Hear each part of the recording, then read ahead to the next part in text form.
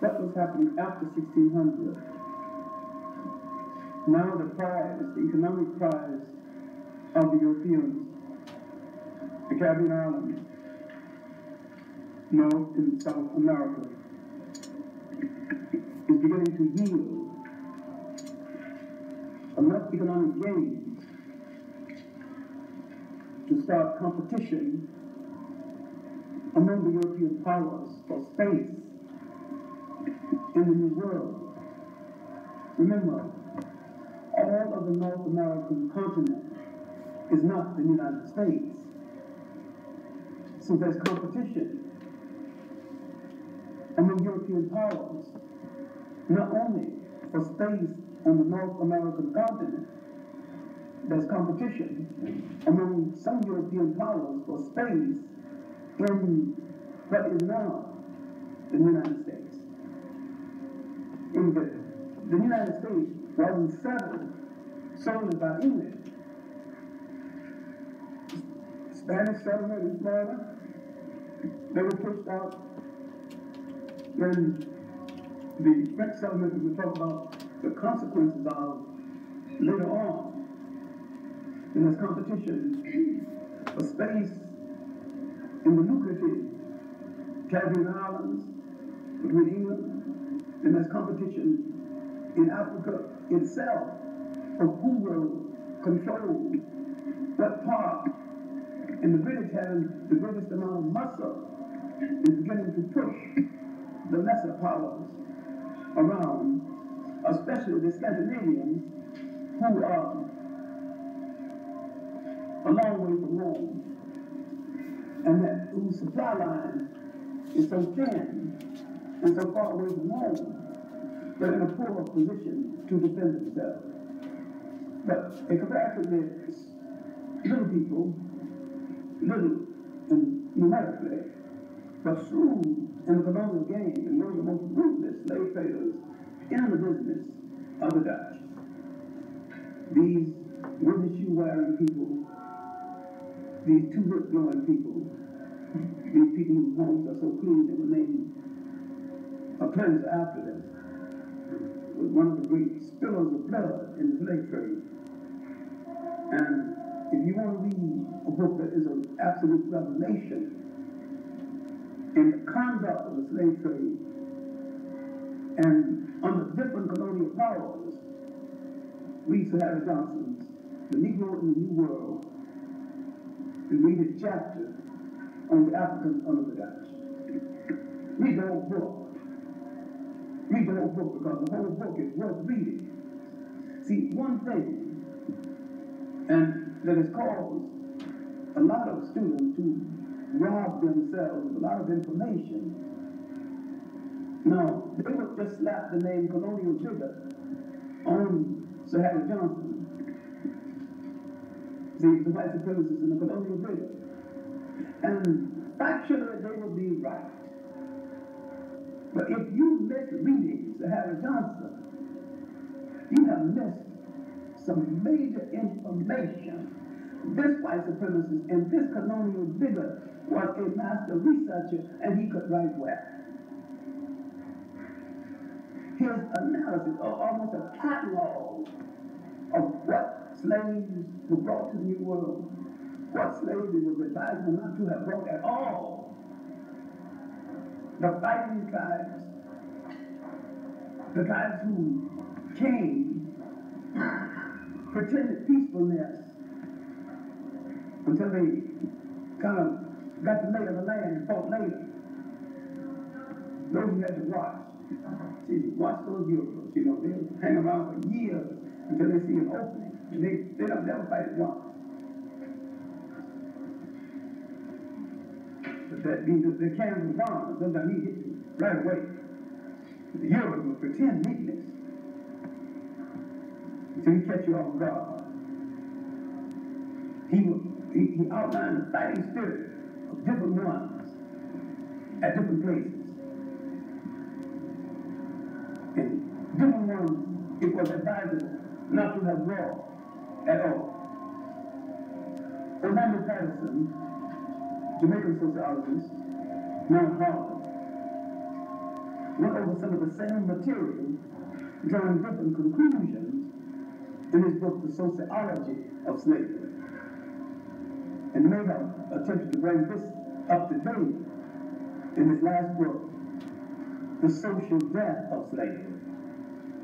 But Sir Harry Johnson, supposed to have been that Englishman who knew more about Africans than any man alive.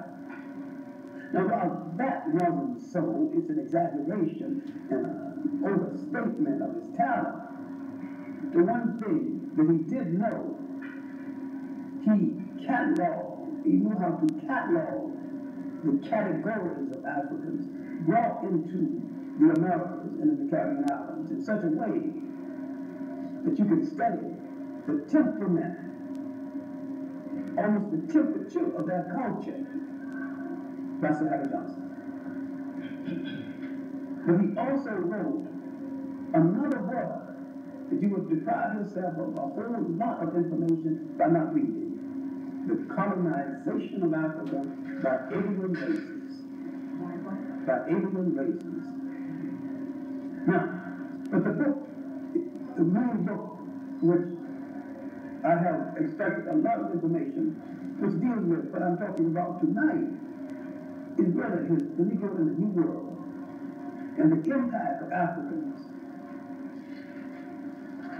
in the economic making of the New World, and different colonial powers trying to deal with these different temperaments of Africans in these different plantation systems, and the plantation system as a separate cultural way of life, or non-cultural way of life, or as a separate way of life that Gilberto Freire, the Brazilian historian, has said, called a separate civilization. In his work, masterpieces except for his concept of the Nile slave trade. See, if you can live through his concept of the Nile slave trade and read the masters and the slaves and the shanties and the mentions, and other works by Gilberto Freire, if you can live through that, the fact that there was no such thing as a Nile slave trade, he assumed that there was. He assumed that the mulatto woman in Brazil was as close to heaven as women got on earth, because many times the mulatto women in Brazil, after the arrival of the white woman, were treated even better. That means he don't know what better consists of. She was the prize as the concubine and the mistress, but nobody married. All the rich planters had one. It was the style of the day to have one, in a house, sometimes with servants. She had a carriage, but she had no legal status. She couldn't make any demands on anyone. If a master died, she couldn't demand any portion of his property. But his legal wife, who tolerated his relationship with her, when he died, she got the plantation. But the mistress got nothing except what he had given her in his lifetime. But Gilberto Freire is of the opinion that this woman rose higher in the societies of Brazil, might well be the make of Brazilian society, and the epitome of Brazilian society. Because many times these planters come to the ball and introduce their mistresses before they introduce their wives. They did the same thing in New Orleans. Even had balls, Creole opera room balls, where they would dress and parade their concubine mistresses, mixed breeds. Even sent to Paris a special dress for them. There was a whole opera room society. This is the origin of the Louisiana Creole. A subject not worth a great deal here and now, but it was a separate society, so separate from blacks that it was a long time, even up to the present, many of them wouldn't go to school with blacks. You couldn't go to school with whites. It presented an educational dilemma for the school system. Now, what we are dealing with now not only the competition between these colonial powers, we're dealing with the making of the New World structurally, the remaking of a people psychologically and physically. And when you talk about slavery and the Africans in the New World, no one talks about the fact that here is an African people, and in order to manage them, they had not only to break the will of so many of them, they had to bastardize them in large numbers and turn the bastards against certain factions and create fear and suspicion one against the other in order to weaken the concept of revolutions and use one to spy on the other. Now this was effective in the West Indies and effective in parts of South America. This same system was not effective in the United States. Because in the United States, the crude slave master, who still crude in the same way, put all the color gradations in one bag, shook them up, and put one name on the bag. You know what the name is, so you can't repeat it. So the lightest of the lights, the almost whites, if they were poor, stood next door to the blackest of the blacks. In the United States. But in other places, they got certain privileges. I'm not saying they didn't get privileges in the United States, but they got a different kind of privilege. They got privileges in colleges, they got privileges in the fraternities and the sororities and the local societies. But such privileges that they got in Brazil, and such privileges they got in Jamaica, almost a separate society, separate neighborhood, separate job categories, privileges they got in rural Haiti to this very day. They didn't get that kind of privilege in the United States. And yet, when the United States occupied Haiti, the United States played on that scenario left by the French to rule Haiti, the period of American colonialism in Haiti. You got to go back to America occupied Haiti by 1915, which didn't lead to 1934. And then America ruled the country for putting these gradations of color once again, one against the other, far more ruthlessly than they've ever done here in the United States. So in the United States, America has not cared too much about putting color that they have. And mentioned, business is similar to light-skinned one, is the white one. So long as one declared one.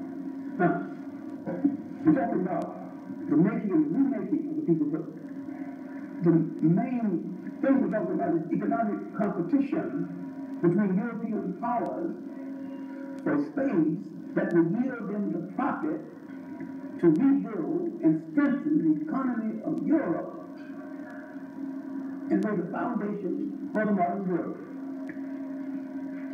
And that the plantation system could not have been built in Europe because Europe hasn't got the land. And if Europe had the labor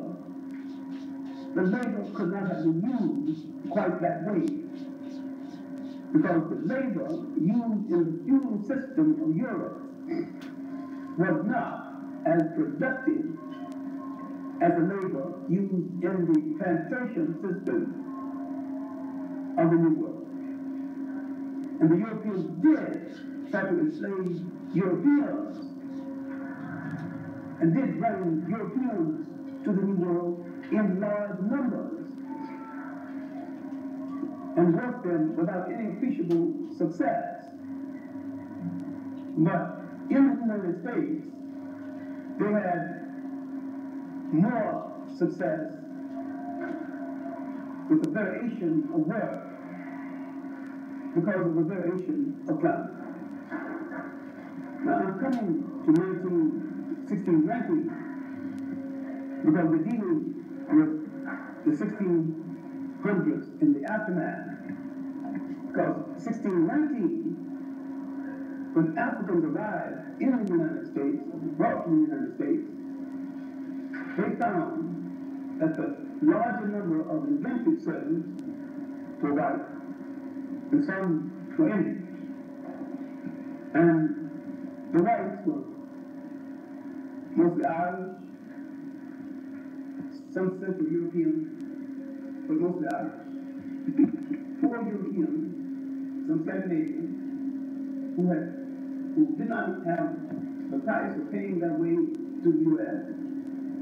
and who got on boats and who, for the price of passage, the captain had the option of auctioning their labor off. So the people who were purchasing their labor literally had to pay the passage.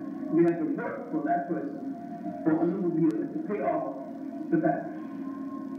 These were indentured services as against chattel slaves.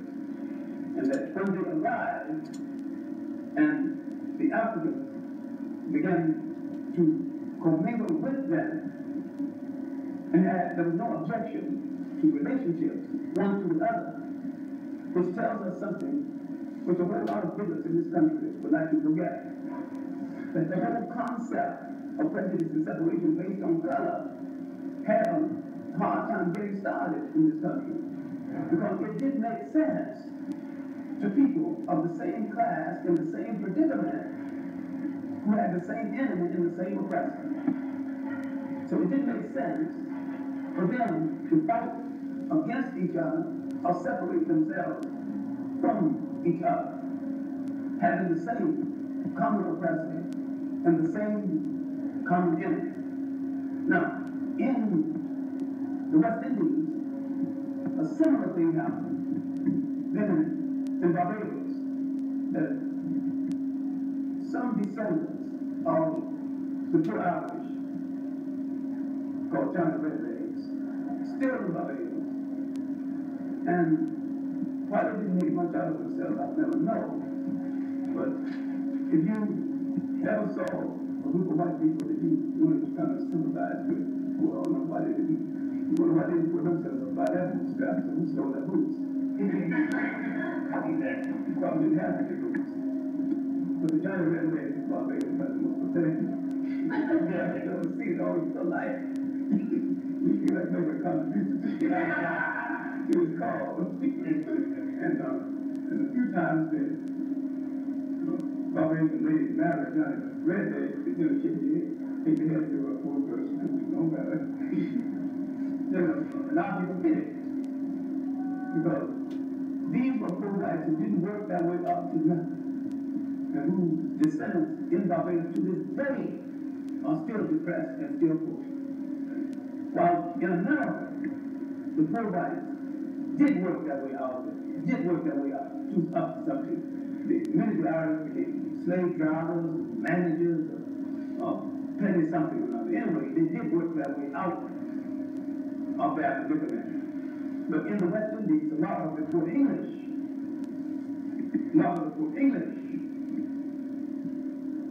Overused that privilege, drank too much, gambled too much. Now with excess to more women than they ever had in their life. Not in a position to resist. Some of them took of that temptation too much. Some of them could approach you might as well try to drink all the water in the sea. They didn't know that. And the passing of that group of petty craftsmen from England brought over to fix things on the plantation, basic mechanics. The passing of that group brought into being some skilled slave laborers, blacksmiths, wagon masters, people who would fix the machinery on the sugar plantation. This is the origin of the Caribbean freeman. Because the Black American freeman was coming to being about the same time and about the same way, but not exactly for the same reasons. The slaves in New England were not used the year round. The winters were long, there wasn't enough for him to do the year round, so he became an industrial slave. Those who weren't working in industry, worked at carpentry, developed a training skill. The master generally bringing them out If a slave was a good carpenter, he could make $4 a day. So the master would bring him out. He would take 3, let him have one of them. So a slave sometimes could make enough money to buy his own freedom in a year. If he saved his dollar, $3, then, and he could purchase his freedom because of the pressure of the Quaker. Because the Quakers propagated against slavery anyway. And so that moral pressure made it a little easier to purchase. And sometimes the Quakers gave him the additional money he would need to purchase his freedom. So now you've got Caribbean freemen, Black American freemen. In South America, you've got freemen, the relatives of the black woman who married the Portuguese, and the church agreed that once she married the Portuguese, she is free. And some of her relatives became free, used as laborers in the hinterlands of Brazil, and some of them escaped, were free by virtue of escape. Now, you've got a class of Africans in South America, in the West Indies, and the U.S. we're going to have to deal with later on, because they're going to be thinkers. In Brazil, out of this class will come 2 emperors, Pedro I, Pedro II, mixed breed rulers of Brazil. Out of it will also come the father of Brazilian literature, Emmanuel Dias. And from Peru, another part of South Africa, will come the first, maybe the only saint of African descent canonized in the New World, Father Martin de Porres. So now you see the results of, now I'm not praising the mixing, I'm not judging the mixing, I'm not saying it was good or bad. I'm saying that out of it came certain personalities who would play a role in changing the status of Africans in the New World. All of this was happening, which meant nothing of it consequent to the colonial powers fighting for space, competing with each other for space in Africa and in the Caribbean islands. The greatest producer of net economic gain other than Africa. Africa's production of net economic gain would be the slave itself. The Caribbean producer of net economic gain would be the product from the plantation system that is now beginning to feed Europe and begin to profit from it. Now, sugar is beginning to be a marketable product. The leather from the cows, etc. The mahogany, Jamaica once had a large mahogany forest. It's been mutilated to the point now, but Jamaica has a law against cutting mahogany. And the law will stay intact for 20 years to give the trees a chance to grow back. But Brazil still has a large mahogany forest. We don't have it long because the Americans are there now cutting like fools, not planting nothing. Haiti once had a large mahogany forest. But the diversity of wood the Europeans needed furniture. And the British brought over a lot of furniture from England. And the termites in the New World just ate that furniture for dessert. The wood was so soft, they just smacked their lips on that. And so the Africans had to take local wood and reproduce that furniture, because the termites just having a holiday eating up that soft wood. And if you go to Jamaica today, you will see some of the furniture. They made replicas of the British furniture and came over. Now I go into a home in Jamaica. Someone pointed to a bed and said, my great-grandfather was born on that bed, my father was born on that bed, I was born on that bed. And you could put a truck on the bed, it was so strong. good mahogany. Mahogany is big, mahogany siding, mahogany is everything. But Jamaica had plenty of good mahogany at the time. This is before they cut it down so fast until today you can't cut mahogany at all in Jamaica. We're talking about African craftsmen now working and reproducing, producing replicas of British furniture. We're not talking about raw labor. We're talking about skilled craftsmen. Many of these Africans were skilled craftsmen, wood workers before they were captured as slaves. In fact, that too many people overlook. They think this is from wrong people running words nobody can understand. To the New World came a whole lot of skillful people, including iron workers, who revolutionized the iron works. A lot of youth iron work in New Orleans, most like grill work, fences, and the fine iron work on the porches in New Orleans. A lot of it being taken down, some of it being preserved for museums. Now all this is happening outside of Africa. So within Africa itself, there's resistance and the continuation of slavery. Africa is still being drained of slaves. The Portuguese, having fought in Zinga, and in Zinga, having fought and lost, they're taking over Angola. Remember now, you got two Portuguese slave trades. One takes care of Lisbon, regular Portuguese. The other slave trade is taking care of the needs of Brazil, where you have a group of Portuguese who pulled away from the mother country and who need slaves for the Brazilian market as against the general Portuguese market. Now the Portuguese who's taking slaves from the East Coast in partnership with the Arabs, they are selling and reselling. They are dumping some of their slaves into the British market, a lot to the Arab markets going to the east. Now, if you understand the early Arab slave trade starting in the 600s, but you got to go even further back.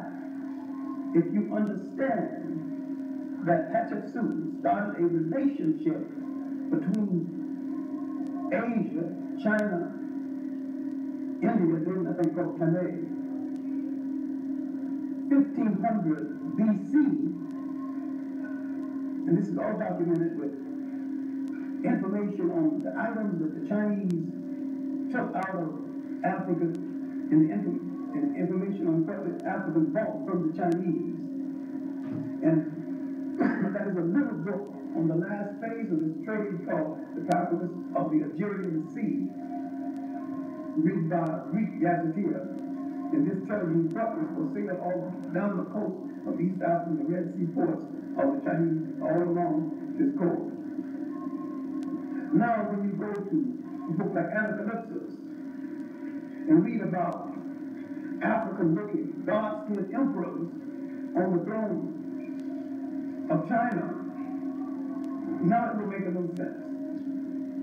Now, how they got there, I don't know. Began to be taken to China and India during that period. So now, but that's not what I'm really talking about. I'm trying to get to after 1600 in the competition between European and European that's going to lead to a change in the method of trading that's going to be really a preface to another form of slavery that we have to deal with. And that's going to be colonialism. Because chattel slavery itself is going to become top-heavy. And the change is going to come not because anybody loves anybody. It's going to come because it's going to reach a saturation point. It's going to reach a point where everybody's going to have one who wanted one, could afford one, and then the British will start the campaign to get rid of the traffic at sea. When the British abolitionists were before us, the Granville Shah, who kept quick reputation, fighting to end the slave trade, the people think they're humanitarians, and they're not, because neither one of them fought against child labor in England. Neither one of them fought against the abuse of women in England. Neither one of them fought against the fact that women were in England picked up off the street and then they brought to America to be auctioned off to the men in America who, because of an oversupply of men and a shortage of women. And in the Western movement, most of the men, when there was an extreme shortage of women, they were brought to the early trade movement to the West, when it was just brought for that purpose, to be the lives of the mates of those men at the end of the trade job, and at the end of the trade, the cattle drive traders. And literally auction off, just like you auction off products in a bit.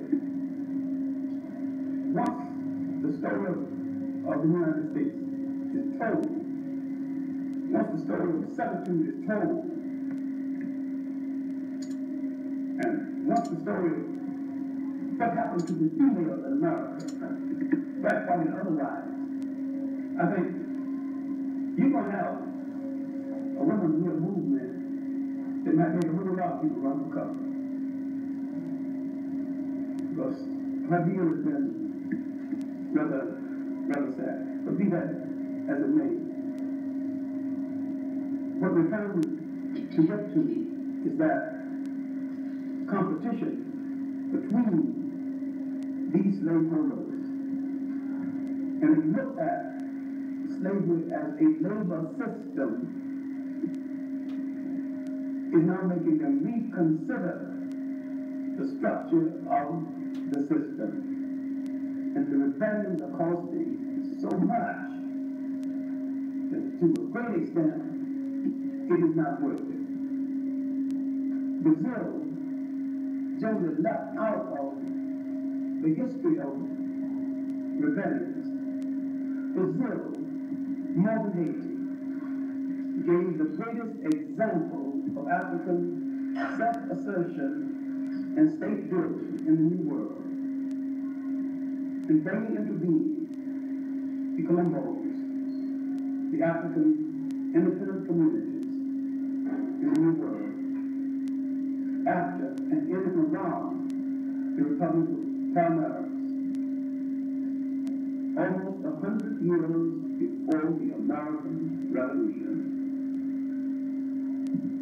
Bahia would not last as long, and its fight, though heroic, would not be as heroic. But that too came before the American Revolution. But at the tip end of South America, another series of revolts that William Higgins called the British Negro revolts. And the best known to the longest fought of these revolts, coming again before the American Revolution, is the Berbice Revolt, the Gumara River, was now Guyana, from the British Guyana. Here you have a slave revolt when a house slave, Kofi, saw his wife, a field slave, beaten to death, and held his position, held his peace, and this act so affected him that he saw the true tragic nature of slavery and set a revolt in motion along with another field servant named Uncle. Here is the first time you see a slave revolt where a field servant and a house servant is working hand in hand. Although they argued a lot, they did work together. And Kofi would set this revolt in motion, and almost in a show of vengeance, against what he let happen to his wife, he married again an escaped slave from one of the plantations, a woman who was a field slave who escaped. He wrote her master and say, come and get her and prepare to spill blood, because I will not yield. And each time he wrote his former master, who kept asking him to yield and to give up the land that he had taken, he would write them back, stating he would not, but sign all of his letters, never again to be a slave. This revolt was against the Dutch, and it lasted so long the Dutch could get communications to Holland. The whites, the local whites, had yielded and begged for mercy. And he wasn't defeated until communications came, heavy ammunition and soldiers. The revolt lasted for almost 3 years. Finally defeat, but when you think of the time of this revolt and the success that he had, in spite of the lack of modern ammunition, modern equipment of any kind, and that people would write the history of revolution and would leave this aspect completely out of history. Now, while this revolt at the tip end of South America, the revolt in Suriname, known as the Bush Negro Revolt, and the revolt in Guyana, or the Barbese Revolt, would be the best known. One of the only ones in South America, the revolts in Venezuela, other parts of South America. In fact, there's a whole book on the Venezuelan abolitionist movement. Then there's excellent research on the Brazilian abolitionist movement. But if you think that even this plastic, this cosmetic change, I maintain now that what you call emancipation was a cosmetic change in the slave system before converting it into colonialism. But if you think even this cosmetic change came about out of the goodness of England's heart, then you're misreading history. That change came about because African men, African women stood up and opposed that system for over 100 years physically, and in some cases destroyed it, and threatened the entire plantation system, which was the very economy of Europe. Outside of Europe, they had built an economy feeding and contributing to the recovery of Europe. All of this was threatened by the self-assertion of these Africans. And they had to make a move. And they went through the motions of liberation with a fakery called emancipation.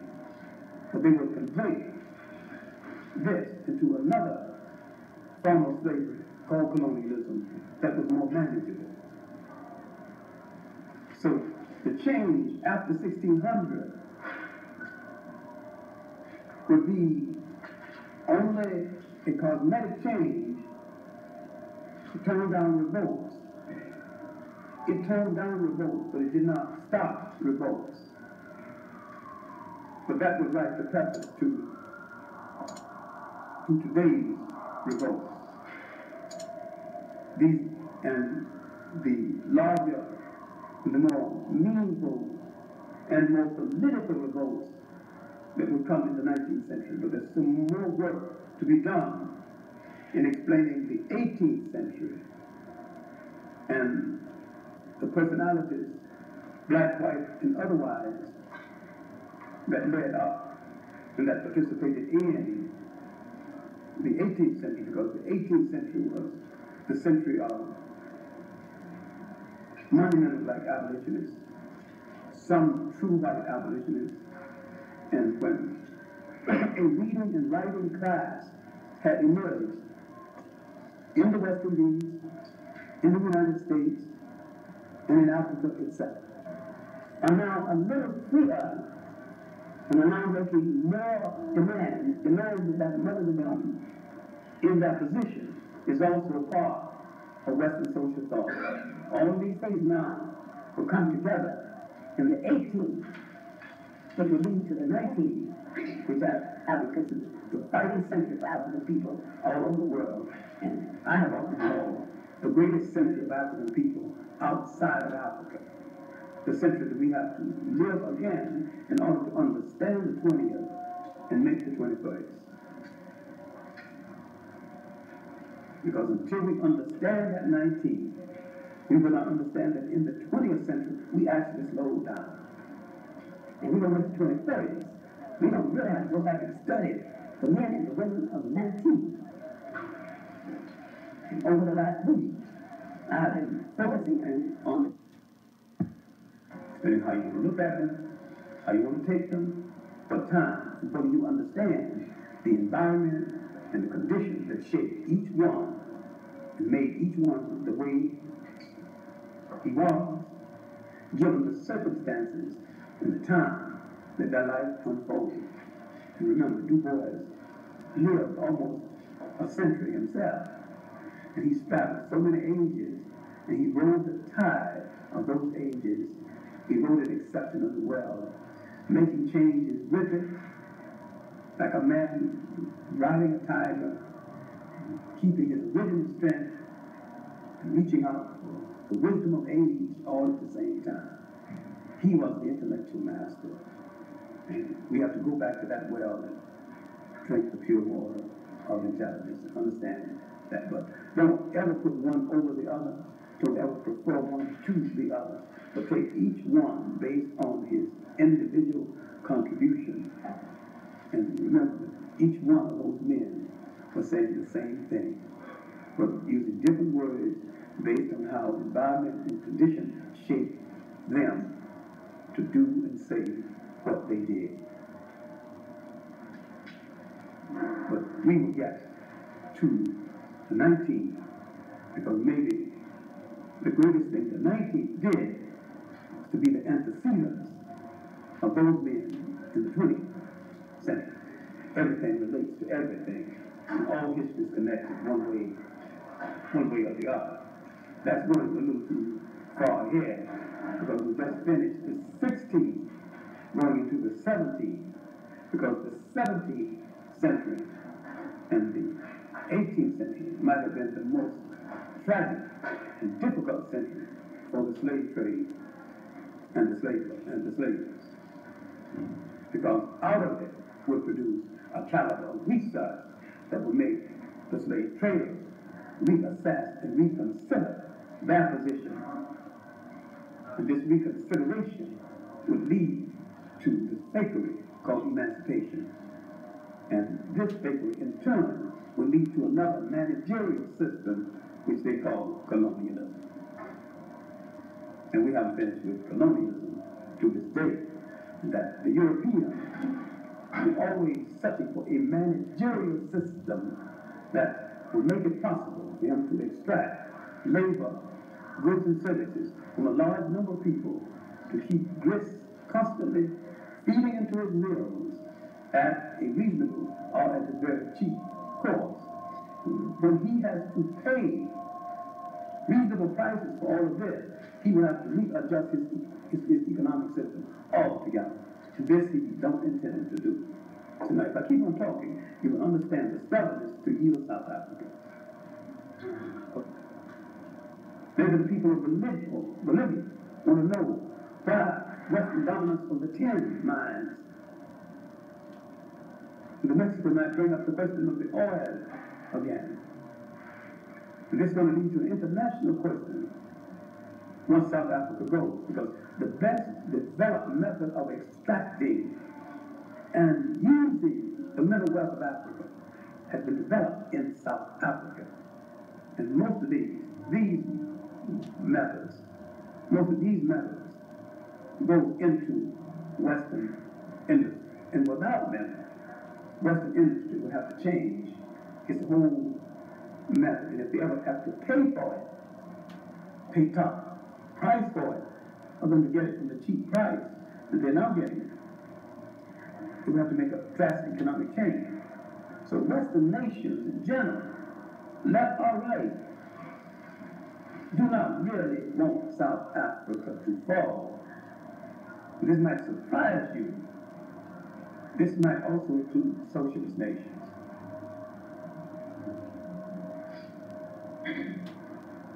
Europe is Europe. And do not think racism stops at the door of communism and socialism. Unless you've got illusions. Racism is racism. Europe is Europe. They are clear about it. If there's any confusion, it's your confusion. Any illusion, it's your illusion. They are clear about what they want. They want to dominate the world forever. You got confused about partnership and humanity, humanity. You got that dream of Christian brotherhood, Martin Luther King. Judeo-Christian, I think he said it so beautiful. You didn't even think he believed it. But you got to believe it. Nobody, who else do you see propagating it? Anybody other than King propagating it? Jesse Jackson. No, nobody other than us in company.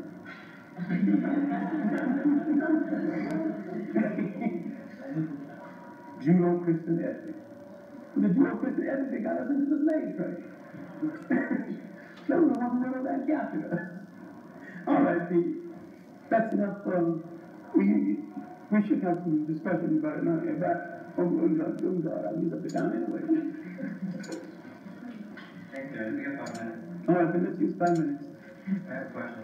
When black free men from the Caribbean entered the stage of becoming blacksmiths, etc., were they able at times to escape if they wanted to do that at all towards the United States? They not only did, but they came in some numbers, came to the United States and settled.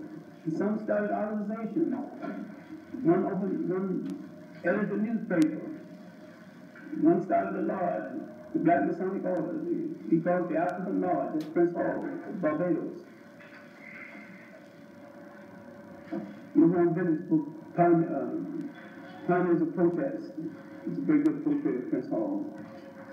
There's a new book on it by Charles Wesley, but it's hard to get. And some of my academic friends visit my house, and I don't know what kind of pockets they got, but the book left with one of them. Charles Wesley's wife, who daughter Photo, got to be a very good friend of mine, just got me the second copy. I just hid that one. So when they come, that was under something. But there is a good book on there's Peter Ogden from Antigua, who started the Arch Fellows. I mean, a lot of them came to the U.S. The Caribbean miners had some of his finest flowers away from home and in the United States. One of the great unsung heroes of the Caribbean, and most Caribbeans don't even know about it, is Hubert Harrison. Brother finished high school. So he taught at Columbia University and him to drive school. And Columbia University didn't want to admit that an street speaker from Harlem was teaching, so they put him down as handyman, paid him as a handyman. He was teaching in Columbia economics and all kinds of subjects. He paid as a handyman. So several books, one when Africa Awakens, we're reading right now. It's far ahead of, it's thinking, it's far ahead of some of the people right now. He died in 1947. Hubert Harrison. He is the man that really introduced Marcus Garvey to his first large audience. My thought spoke of last week started to lay out the approaches of the free men of the 19th century. You studied Washington, Dolores, and Garvey. You talked about one of them. Could you talk about other two? Spoke briefly of Washington.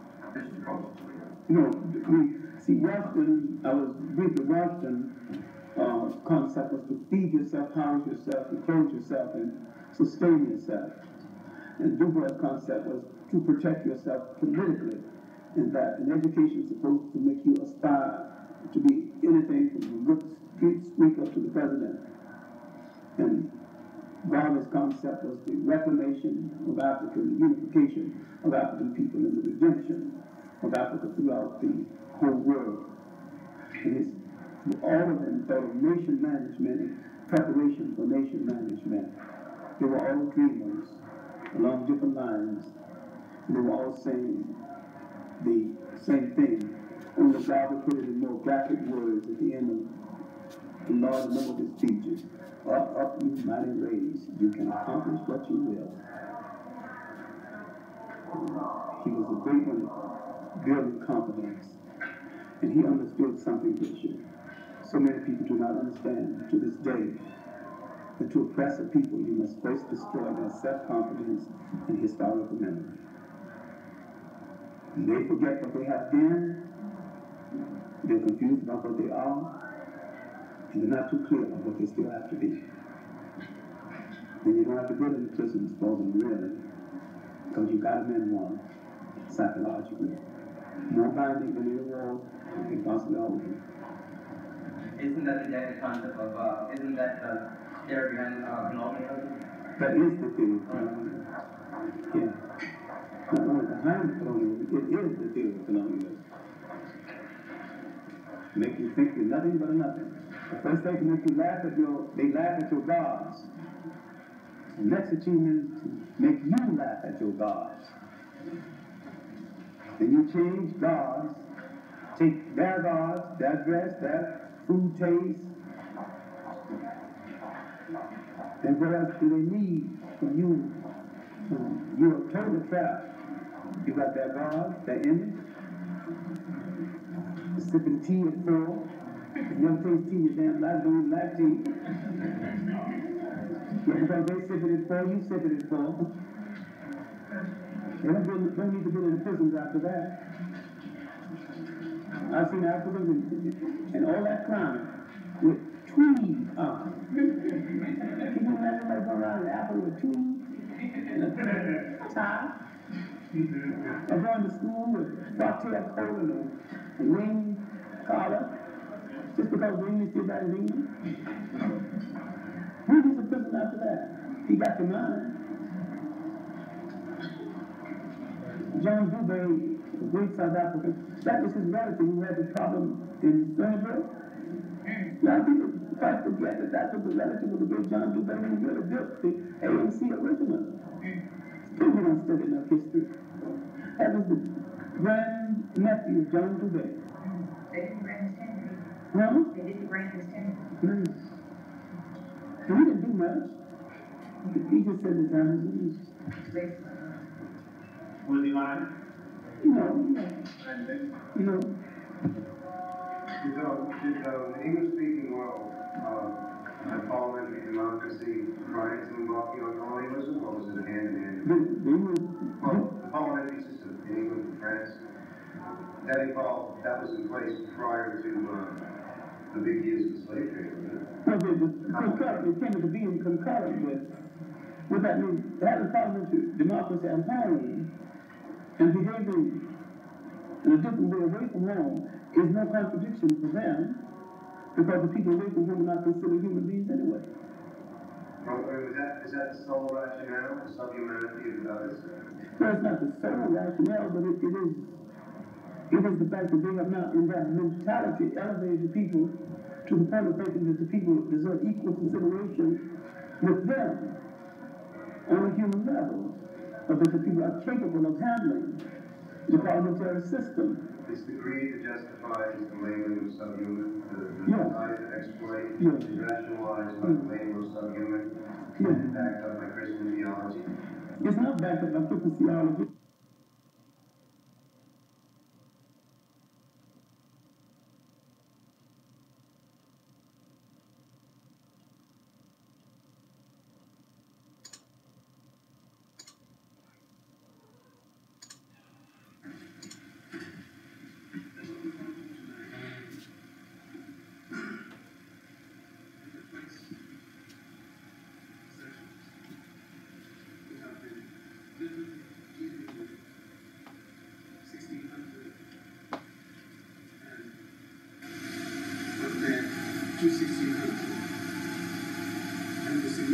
now in dealing with fact of history, with this fact of history, and the reason why the course starts at 1600s, because after 1600s, there are no jagged edges in European history, or African history, or Asian history. There are certain things now in place. They are tragic, but they are now in place. Europe is coming clearly out of the Middle Ages. Europe is getting to its feet. Europe is clearly back in command of the Mediterranean, the pivotal seat of the commercial ancient world. Europe is back in control of the major commercial areas that set in motion the Roman Empire, and that without which there would have been no Roman Empire. For 1,000 years, one way or the other, one form of Eastern power and African power has either frustrated or stayed the hand of Europe. The Crusades are over.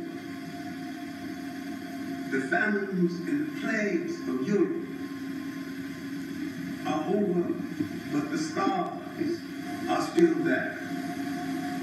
The conflict within the church is still there, but the method of dealing with the conflict is intact. Feudalism has been modified, but feudalism is still intact in Russia and in other parts of Europe. But it is obvious that feudalism will have to give way to something a little more humane than what the young lords conceded to the serfs during the Crusades, which was the right of first night.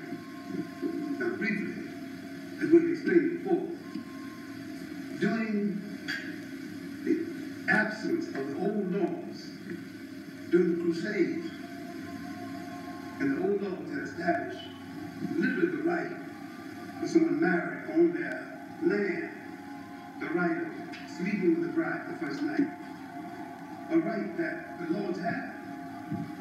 The young lords had given up that right without their permission during their absence.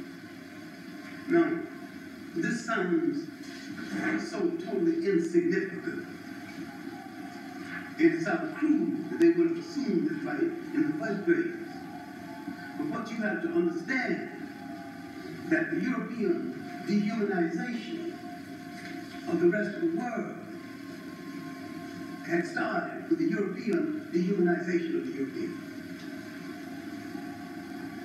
And that mentality, literally the rehearsal of the European taking over vast areas of the world and treating people as less than human,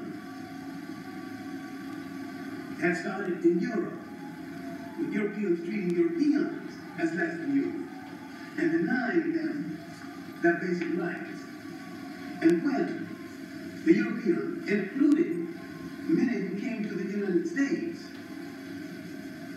crying about persecution, it was an argument, a class argument between certain European classes and religious groups, arguing about a clash of differences between religious groups. William Penn and his group and the Quakers and all these people escaping England, coming to America to escape persecution, none of them had voiced a vested interest in child labor in England, in the real persecution in England.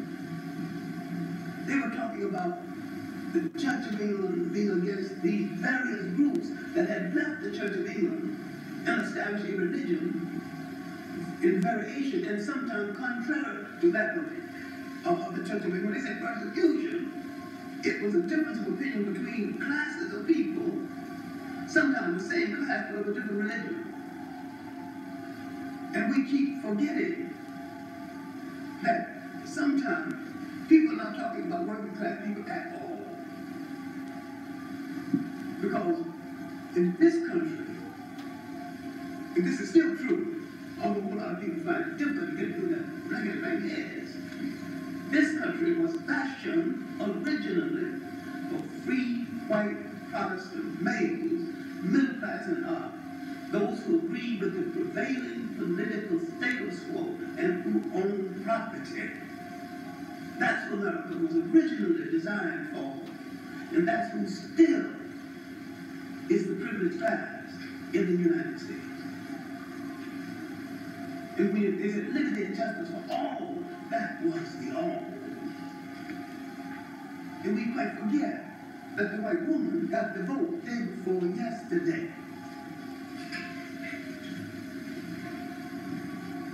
And that the white woman's suffrage, including the leading one, Susan B. Anthony, when she and the suffrage had tried everything to get the vote. But finally, they got the vote. She said, and this struck home, in a nation where none like women can vote, some like men can vote.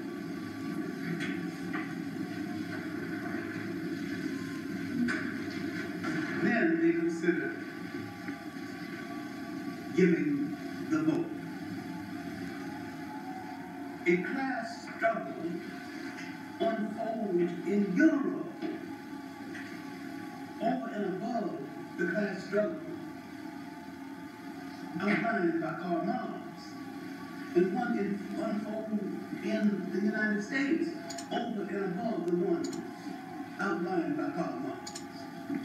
So what is at issue now, and what was at issue in the 1600s, was not a fight for anybody's freedom at all, but the freedom of a given class to exercise its authority over the lower classes. This is why you are confused with Russia and the United States. Me. The assumption is that one of the giants is on the side of the working class. I have no compunction in admitting that the worker of Cuba, China, and the Soviet Union is far better off than he was before the revolutionary change in that country, and would be worse off under capitalist U.S. That's no big admission.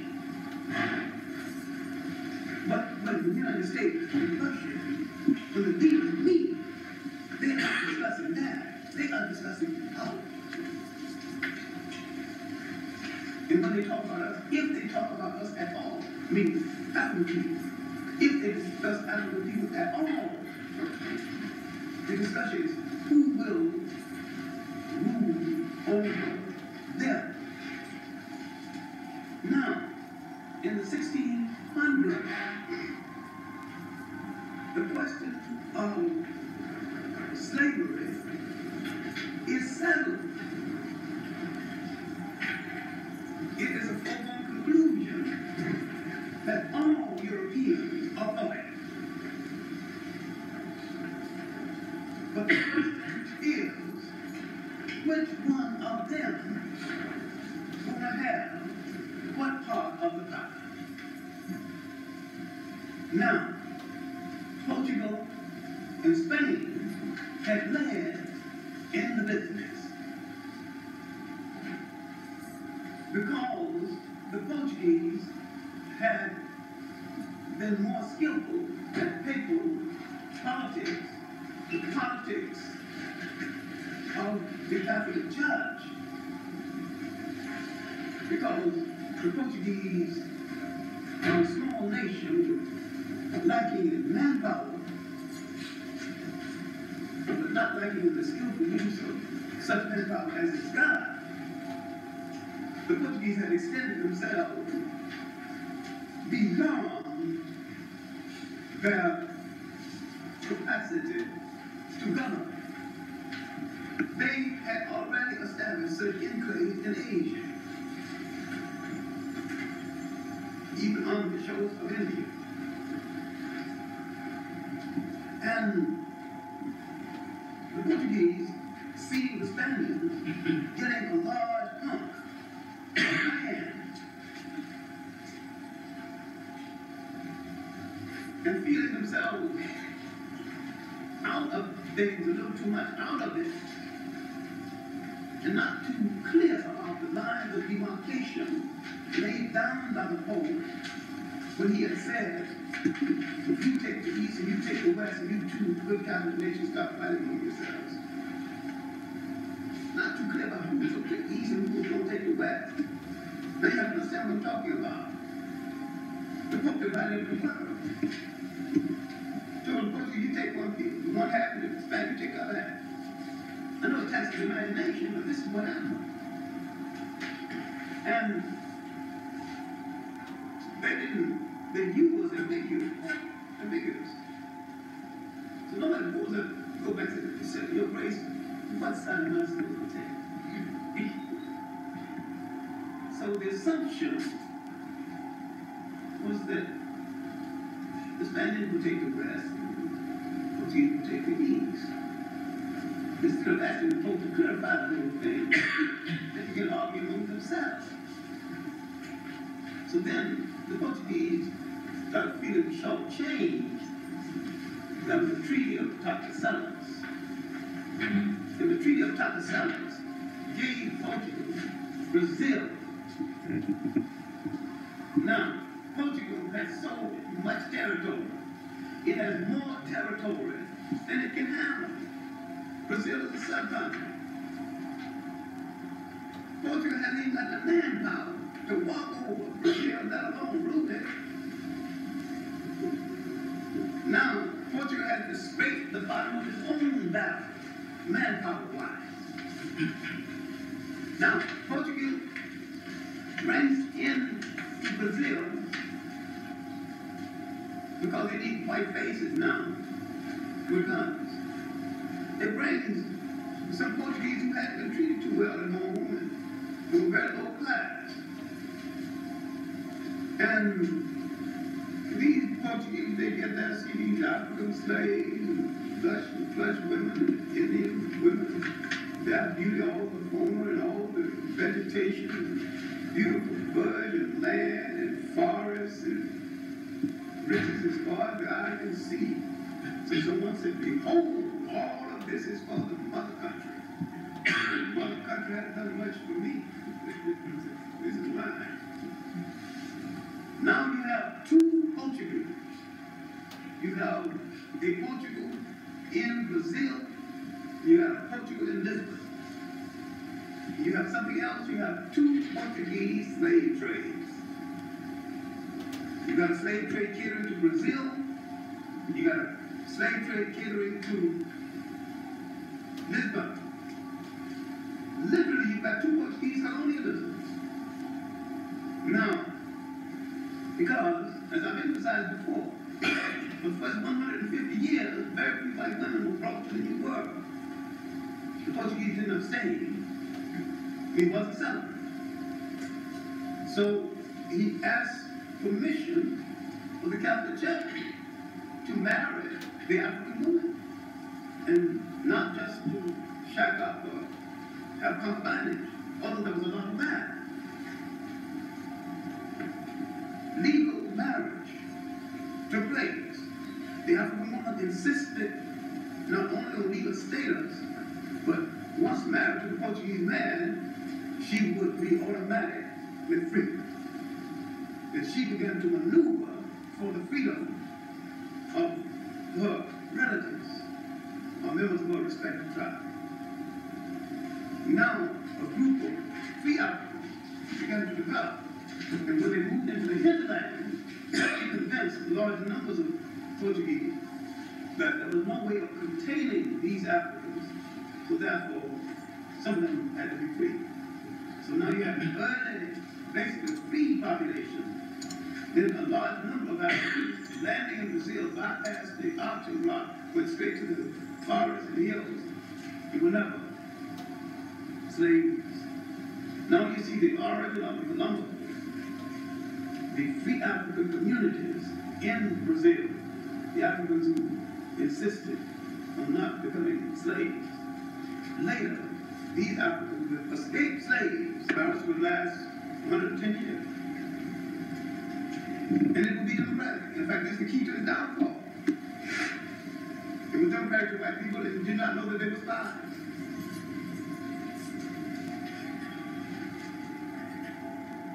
Set up a government is to be minded to study the structure of commerce.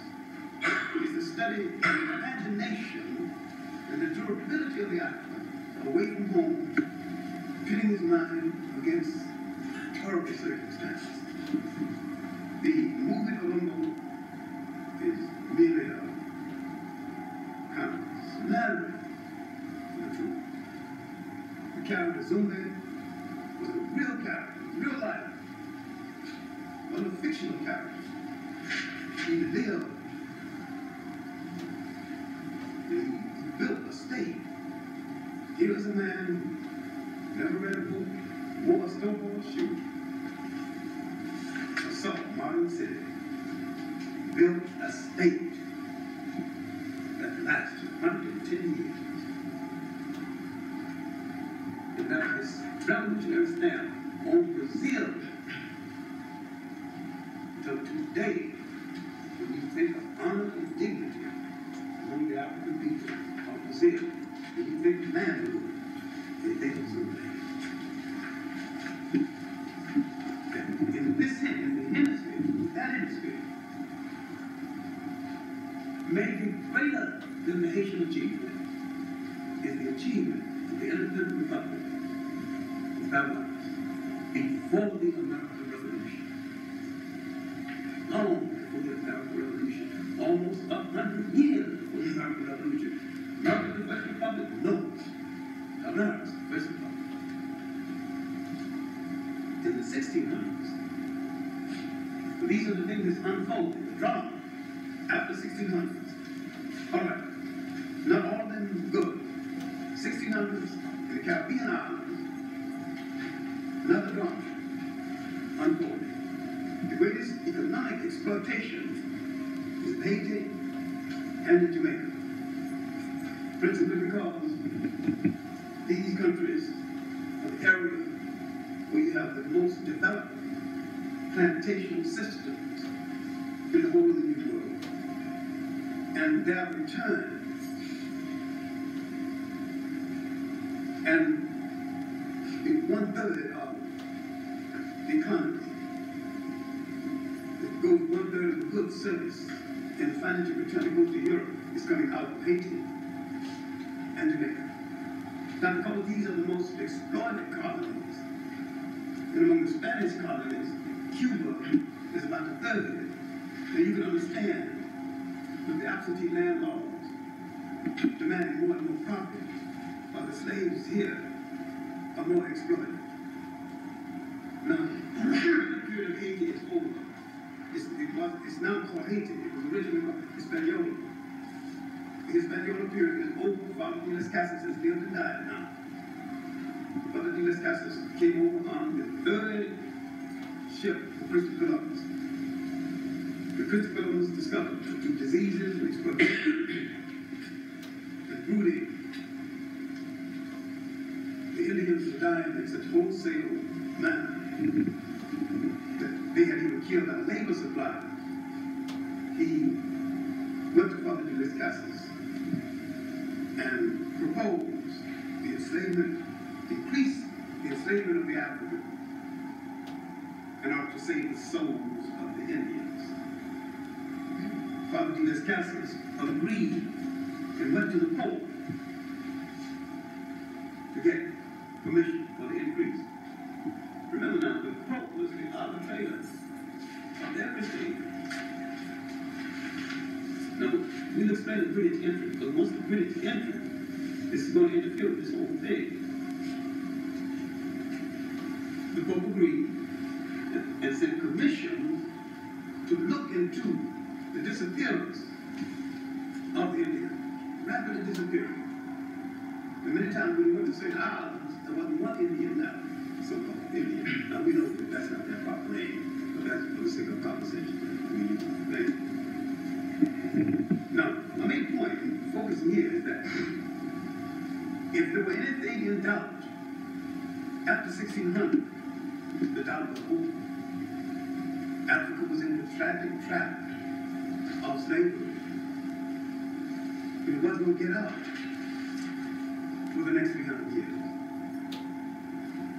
Europe was coming out of the Middle Ages, and it was going to come out using slavery as the economic means of coming out. They were going to use Christianity. That was going to be a focused rationale. They weren't going to practice none of it. In fact, some of the slave captains would profess devout Christianity, and some would even write hymns.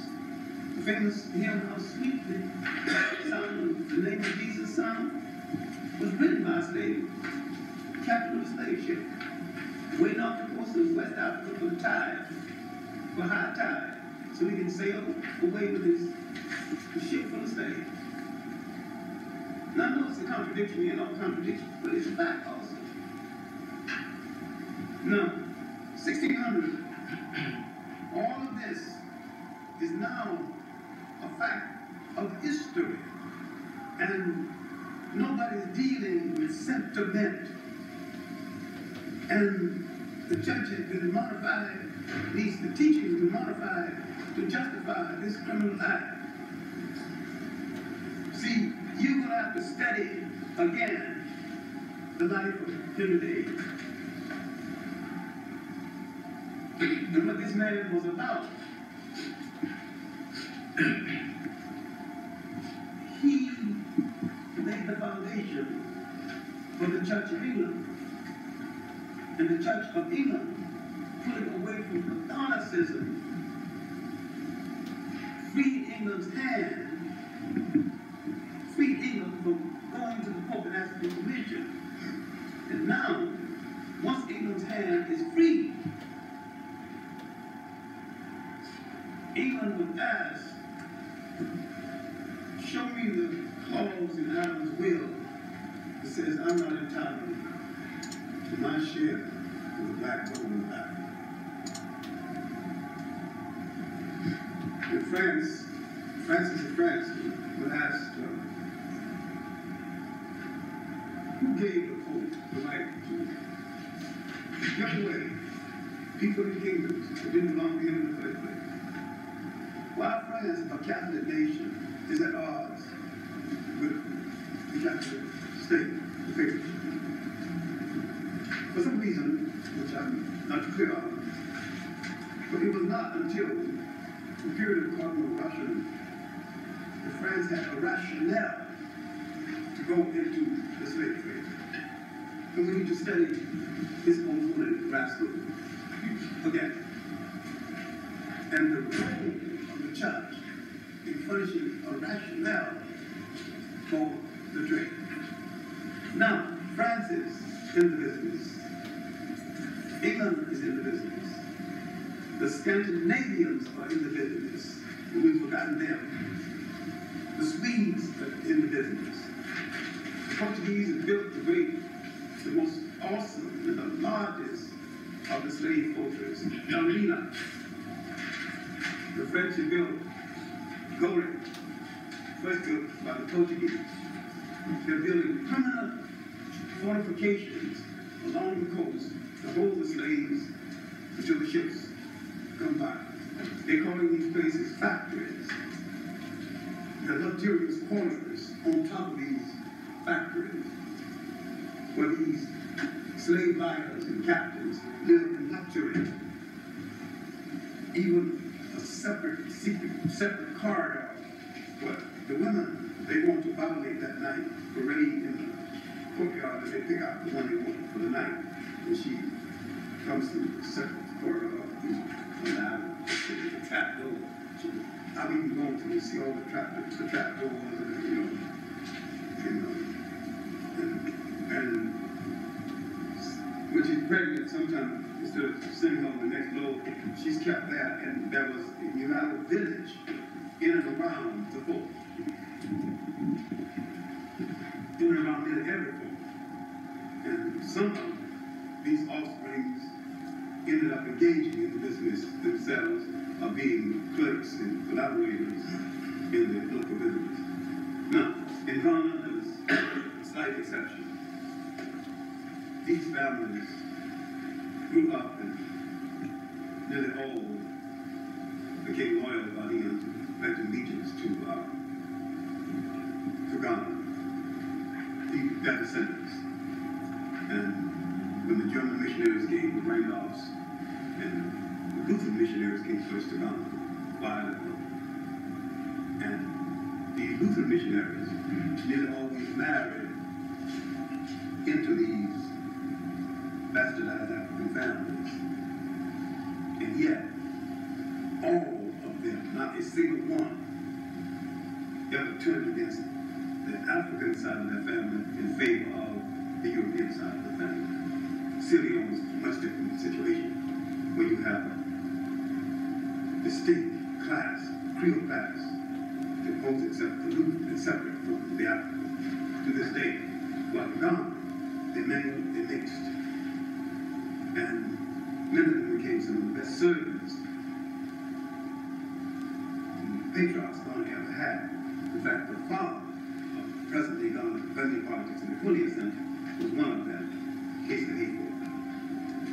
And all of the men of that group, almost without any exception, married dark-complected African men.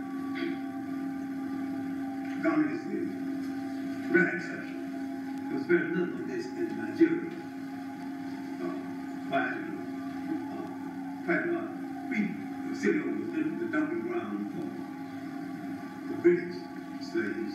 We'll get to that a little later. It was also the dumping ground for a lot of unwilling blacks in the United States African American Revolution, and a large number of blacks in Nova Scotia. That's some other discussion some other time. What we're trying to get to is the aftermath of 1600, and what 1600 would set in motion that would be reverberating to this very day. Patterns of slavery that will become patterns of colonialism, that will become patterns of stratification that today affects Jamaica, Sierra Leone, Barbados, other nations in the Caribbean. These patterns were set up then and wasn't broken. All right, now, the British entry into the business really started in the 20s with Henry VIII's only child. He might have had some that didn't survive. Remember the baby whose head cut off? Yeah. She did give him a child. Why you cut her head off? I don't know the others did not. She was accused of being unfaithful. I know that part. But at least she delivered a child. The other one didn't deliver a child. Well, he had an early version of syphilis, was the British called it gout. How they get gout out of that, I don't know. But we don't have time to discuss the fact that syphilis started in the royal family. It was once called the royal disease. And when some of the women discovered this, there was no cure at that time. They began to refuse cohabitation based on that suspicion. I thought he might, in his rage, cut one of those heads off instead of the one who had given him the child. It was Elizabeth, the so-called Virgin Queen, who being told off the slave trade, rejected it at first, and finally soon showed legends of the profits could be made when she invested some of her personal money in the trade, in the ship. The good ship Jesus. That was the name of the ship. And the coat of arms of the ship was two Africans bound back to back. Both. And Captain Hawkins headed the ship. Then she led England into the business of slavery. And England entered the business with a vengeance. Now, where was England all this time? Remember, the business was 150 years old before England got into it. And England had been running errands with the Portuguese and Spaniards, literally delivering slaves to different wars for them. In the meantime, England had been studying the ships, studying the routes, doing what she wanted to do, and extracting the information she needed. But when England discovered something, drove the Portuguese out of West Africa, Portuguese now on the gold in the Congo, subsequently, Angola, and subsequently to East Africa, concurrent with being the last phase in the Congo. Now you have competition between various powers.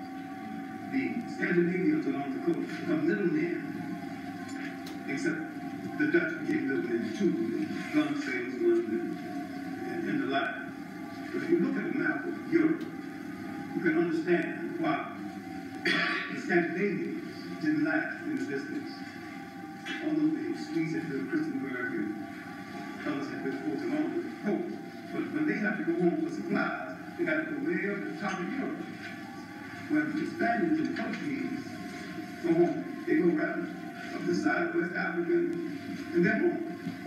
So they can get supplies and soldiers quicker than other nations. So they can facilitate that business. Because they're in a direct line to what the business is occurring. And at first, now we're talking about two businesses now. We're talking about the development of the slave trade along the coast of West Africa. We're talking about the opening up of the New World by the Spanish conquistadors, of the expropriation. Now we're ready to explain the fact that there were large numbers of Africans with the Spanish conquistadors. And these were not raw laboring Africans. And most of them did not come from Africa. Now we have to explain why so many skillful Africans were with the Spanish conquistadors. Where did they come from? They didn't come from Africa. Now, the wheat farmer with Cortez, why did he had to be skillful? Literally introduced wheat farming in the hemisphere. Well, where was he planting wheat before he got here? Wasn't planting it in Africa. Not that wheat was unknown to Africa, but he wasn't doing wheat farming in Africa.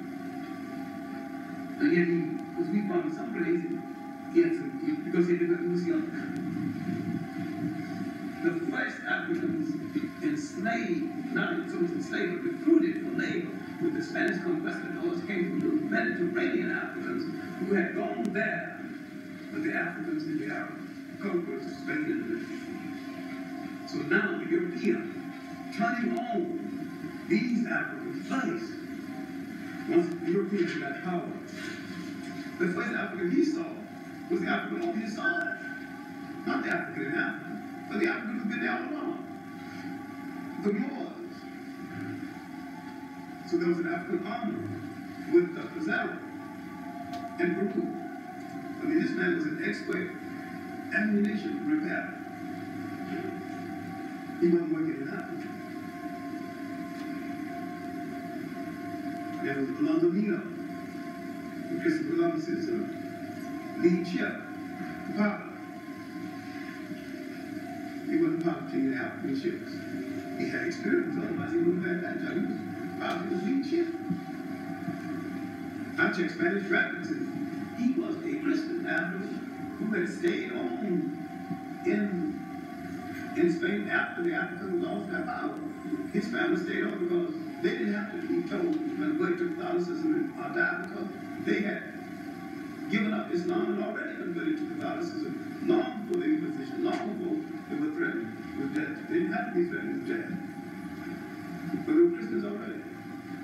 By the time this was good, many Muslims were converted to Christians and stayed on in Spain after the Africans and Arabs lost Spain. So if you keep on, you explain Othello. Most people they can't explain Othello because they can't explain the African general, head of the European army. They can't, this is no fantasy. No African generals had of European armies because the Africans had been 800 years. European economy was depressed, the military was depressed. That was the African general that defeated El Cid. You can have a hard time imagining, well, how can you imagine African general defeated El Cid, then look at African slavery. And how then can you imagine an African empire inside of Africa that lasted 200 years after the slave trade had started? But it happened. It's a fact. It happened. The documents are there. We have to look at the totality of things. But once you look at the totality of things, you get into contradictions. And the idea is that if you've got an African independent state with armies and ambassadors and communication inside Africa, and a few hundred miles away when the slave trade started, the question is, why didn't he help? He go and help the other. One go and help the other. And one go drive the slave traders into the sea. It's an interesting question to ask. Then you have to know something about what kind of communication existed between that one and the other one. Then you enter a modern African and medieval African tragedy that parallels modern African tragedy. Sometimes today's communication between African states were nation, but that's a fact. Now, as you get further into the 1600s, the drama is getting worse because as you move into the 1600s, the slave trade is getting worse. The 17th is going to be the worst single century of the business. And an inkling of life is going to appear in the 1800s. But yet in the midst of all of this, Africa is going to produce some valiant men, heroic men, and women too. In Zinga, we'll be fighting the last of her wars against the Portuguese in the 1600s. Just a little after the 1600s, 1663, she will be fighting the last of these wars. And she will either win or lose, hitting her army now, this Portuguese mighty Dutch guns. This last of the great female warriors of that period who go down to defeat after fighting the Portuguese 52 of her 81 years. Since the beginning of the trade, there was no period where there was some form of mounted resistance. Some parts, several parts of Africa and in the Caribbean. Now, while all of this drama is unfolding in Africa, the Caribbean, and in South America, the first generation of Africans in the United States, in a formal sense, the first generation is just about the end page. Because the blacks in the United States were late. And when they arrived, but they did not arrive until 1619. 1 year before the Mayflower.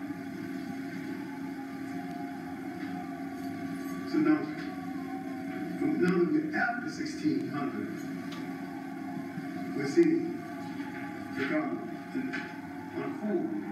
We're also seeing some traps being set that the African is not going to get out of. He's not totally out of to this very day.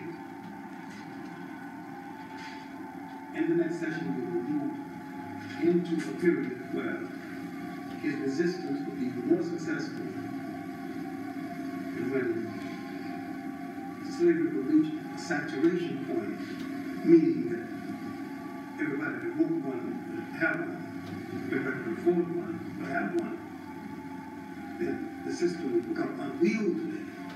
And the unwieldy nature of the system, the British will begin to get a cheap reputation for abolitionism that they do not deserve. And a whole lot of people have not examined the fact that most British abolitionists were failures. And some Americans too. Most people who would accept them, which would go for Randall Shaw, will not examine the black abolitionists at all, who in most cases were sincere, had to be sincere, because no fakery at all could possibly be accepted from them. But so much has been left out of history, because the truth sometimes won't catch on in history. The fakery is intriguing. That's unfortunate. I had an encounter like this in Detroit yesterday. Egyptian African. We don't know about the African, some of the African out there, we Africans out of history. So we left them out because sometimes they're alibis Africans. So when you come under the influence of Africa, you take a whole lot of culture and techniques from Africa to when you become Africanized, and you still call your achievement African. Identify the achievement you took from Africa as Arab. Being African, you achieve something. Relationship to you.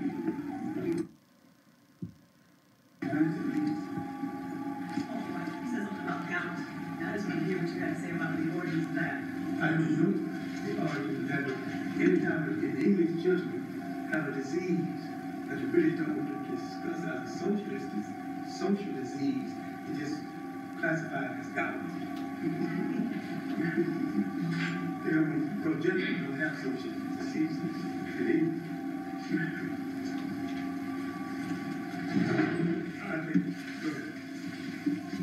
You had mentioned, you were talking about the free Africans not helping in the slave trade. I'm sure some of the free Africans did help in the slave trade, but not to a full extent. No, I mean, yes, they did. But I was talking again about the Africans who had armies and organization. And if they had unity and agreement, they normally could have stopped it. Do you know why? And they thought about it too late. Communication between African and African has not been good. And because of the Pan-Africanism, there is a Western African concept that has regional unity, continental unity, illusion that they're fighting for it now and struggling for it. And I think ultimately they're going to achieve it, or will achieve it, if they're going to survive. And I participated in the conference only a few weeks ago that proved that it was hopeful, that it's a hopeful concept. Because the one thing that we agreed on, that we came from all over the world, including a delegation from the South Pacific, the one thing that we agreed on, that no matter where we came from in the world, we were all Africans. We would stop calling ourselves, we stop calling ourselves these blacks in the U.S., these people from the South Pacific people. We're all African people, wherever we are, on the face of the earth. Only unanimous that you agree. We're African people, wherever we are, on the face of the earth. That was my second question, was about Americans over here, uniting with Africans. Well, that I'll be meeting with some of the same group in Miami, Florida, the 26th and the 28th, That's just one of the reasons I'm going.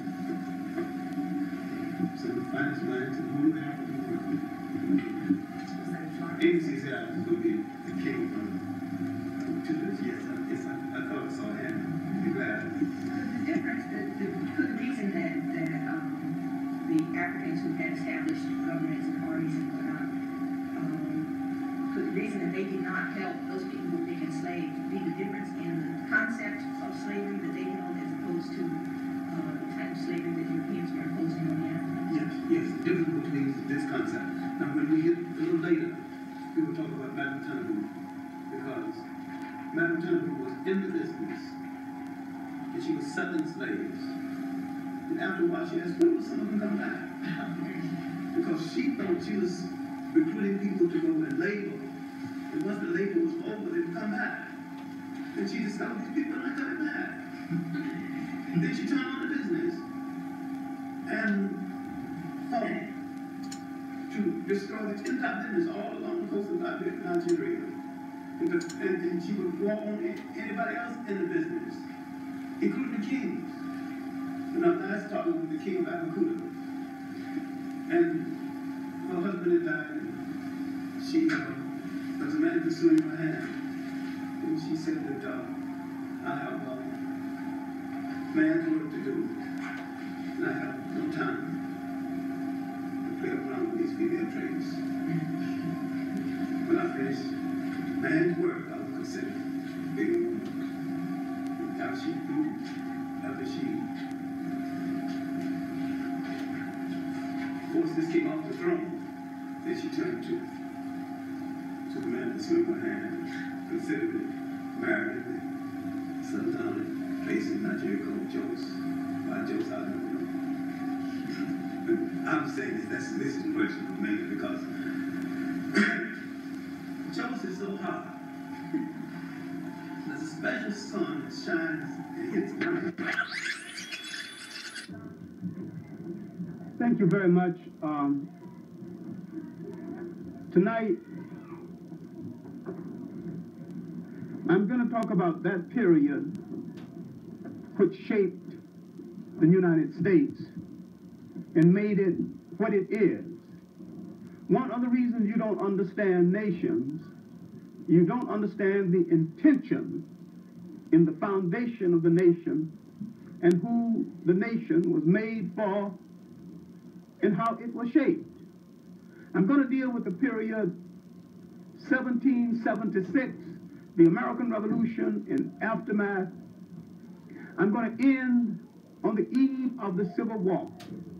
This is the period when the intention of the nation was shaped to be what it is today. You have a lot of assumptions about this nation because you have not understood how it was shaped and who shaped it and what they shaped it for. All right, let's look at the American Revolution and see what the American Revolution was about. It was not about the liberation of anybody. It was a family dispute between a younger branch of English-speaking people and an older branch of English-speaking people. And the younger branch seemed to have had enough energy to win the war after almost losing the war. Now, how did the American Revolution come about? England was so involved in wars at sea, internal religious wars. England had just become a Protestant country that had not settled down. England was in turmoil and could not hold all of its outer flank colonies intact. Now, while there had already been a revolt in its black colonies, Jamaica, and in the outer colonies of the Caribbean, They did not have the military support to bring off a complete revolt that would free them from British domination. And besides, not being white, they did not have access to ammunition from Europe, other European nations, and did not have sympathy from other European nations, themselves slaveholders. Remember now, during the American Revolution, Lafayette came from France. Lafleur, the French architect, came later to design the city of Washington, left in a huff, and a brilliant black mathematician who was looking over his shoulders, Benjamin Banneker, remembered the plans, put them together, and really Benjamin Banneker, not Lafleur, is responsible for the design of Washington, D.C., one of the few American cities originally designed for some kind of traffic. If you look at Washington, the center of Washington, you can see the streets can take traffic. The smaller streets in these outer areas that wasn't in the original plan.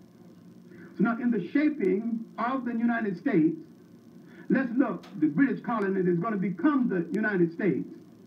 You had a series of colonies, 13 different colonies with 13 different flags, all approving of slavery. Now in the lower South, where the worst of the scum of England was dumped, out of prisoners, out of work houses, ladies of the evening and the night too. Slavery was forbidden for a while.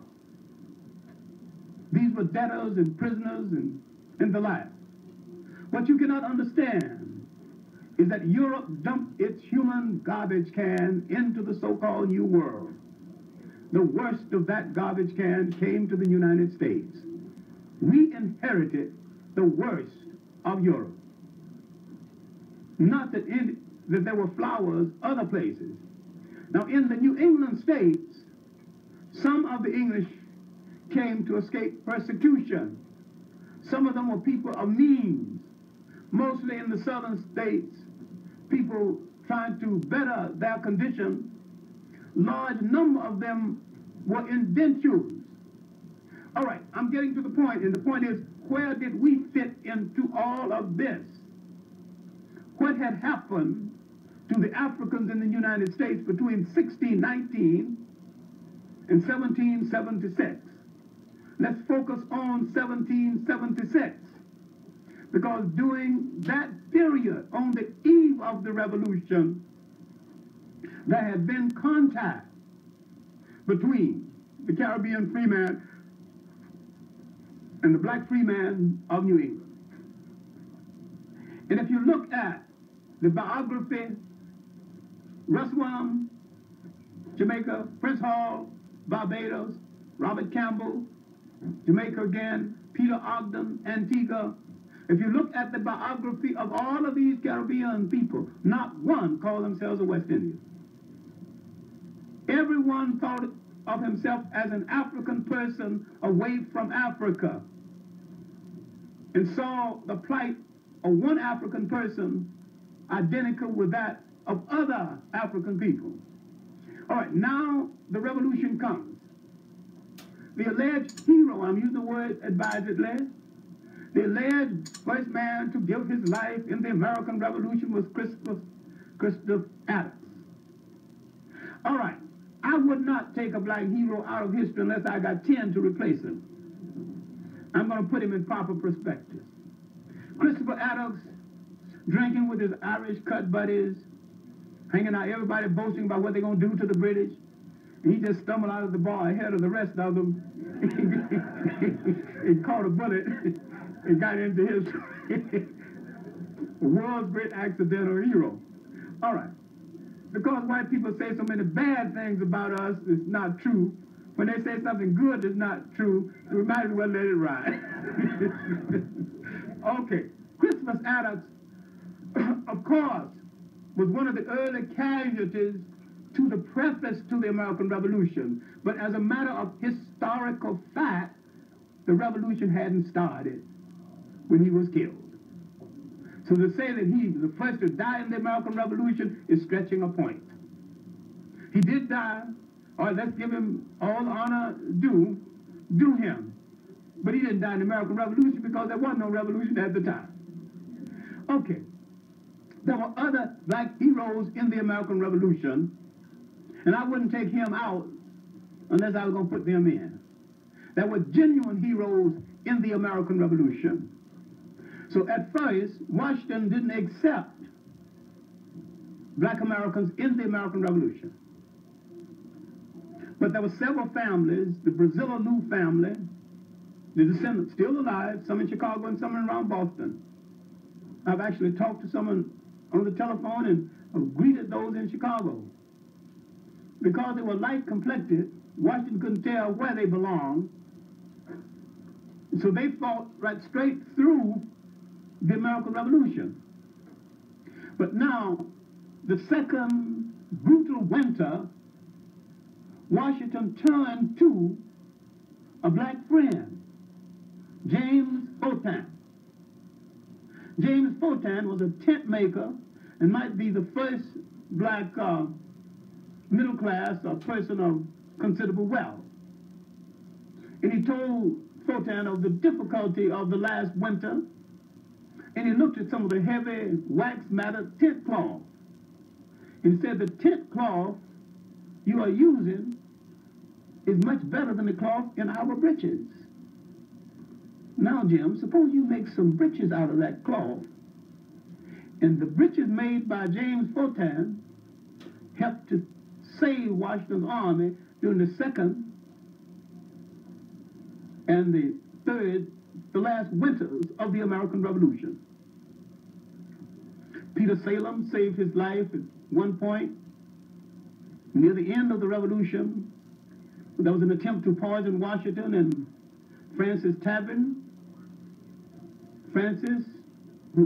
Samuel Francis, who owned the tavern still exists, down around Wall Street area, was of Caribbean descent, a Caribbean free man, and his daughter Phoebe noticed the attempt to poison Washington, because that's where Washington went to eat.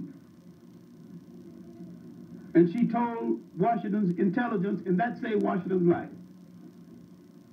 Okay, Washington took a liking to Francis. Francis, after Washington became president, and he became steward to Washington, and Francis, being a good cook and a restaurant man, began to invite people to the White House to have special food on Washington's birthday. This is the origins of Washington's birthday, by this Caribbean restaurant man. Now, because he was light complected, the assumption is that he was white. There's no proof that he was white. His daughter Phoebe seemed to have taken more from her mother's side. There wasn't much question that she belonged to us. But she saved Washington's life, and when some major tried to play up to her romantically to cover up the secret of the attempt to poison Washington, she wouldn't buy that angle. All right. Now, the second year of the war, Washington began to accept blacks in the army. They began to distinguish themselves in a number of the battles in the American Revolution. A woman, Deborah Gannett, disguised as a man and fought in the American Revolution, a black woman, 9 months. And when they discovered her and discharged her with a pension, all this is recorded, they gave her a certificate of virtue. I'm saying that that was the worst thing they could have done for her, because her virtue wasn't even being questioned. And she didn't need the certificate. No one had thought about that one way or the other. She had to have same quarters with men and same bathing facilities with men, and for that 9 months, they said that she behaved like a lady and kept herself in a manner befitting the best of ladies. I don't know why they had to say that. They had left it alone. Nobody would have thought about it. But be that as it may. Be that as it may, this was an outstanding black woman in the American Revolution. Also of mixed parentage. Now we have to do something which we haven't done. We haven't made an assessment of Africans of mixed parentage who were great patriarchs for our cause and who went on the other side with their light complexion and brought back secrets that damn near saved us in many occasions. We have been dealing with the cop-outs so much. We haven't even dealt with those who endangered their very lives in behalf of the black side of the family. Now, there were a number of others in the American Revolution, and my main point is that we fought in this war, and having fought in the war, we got nothing out of that either.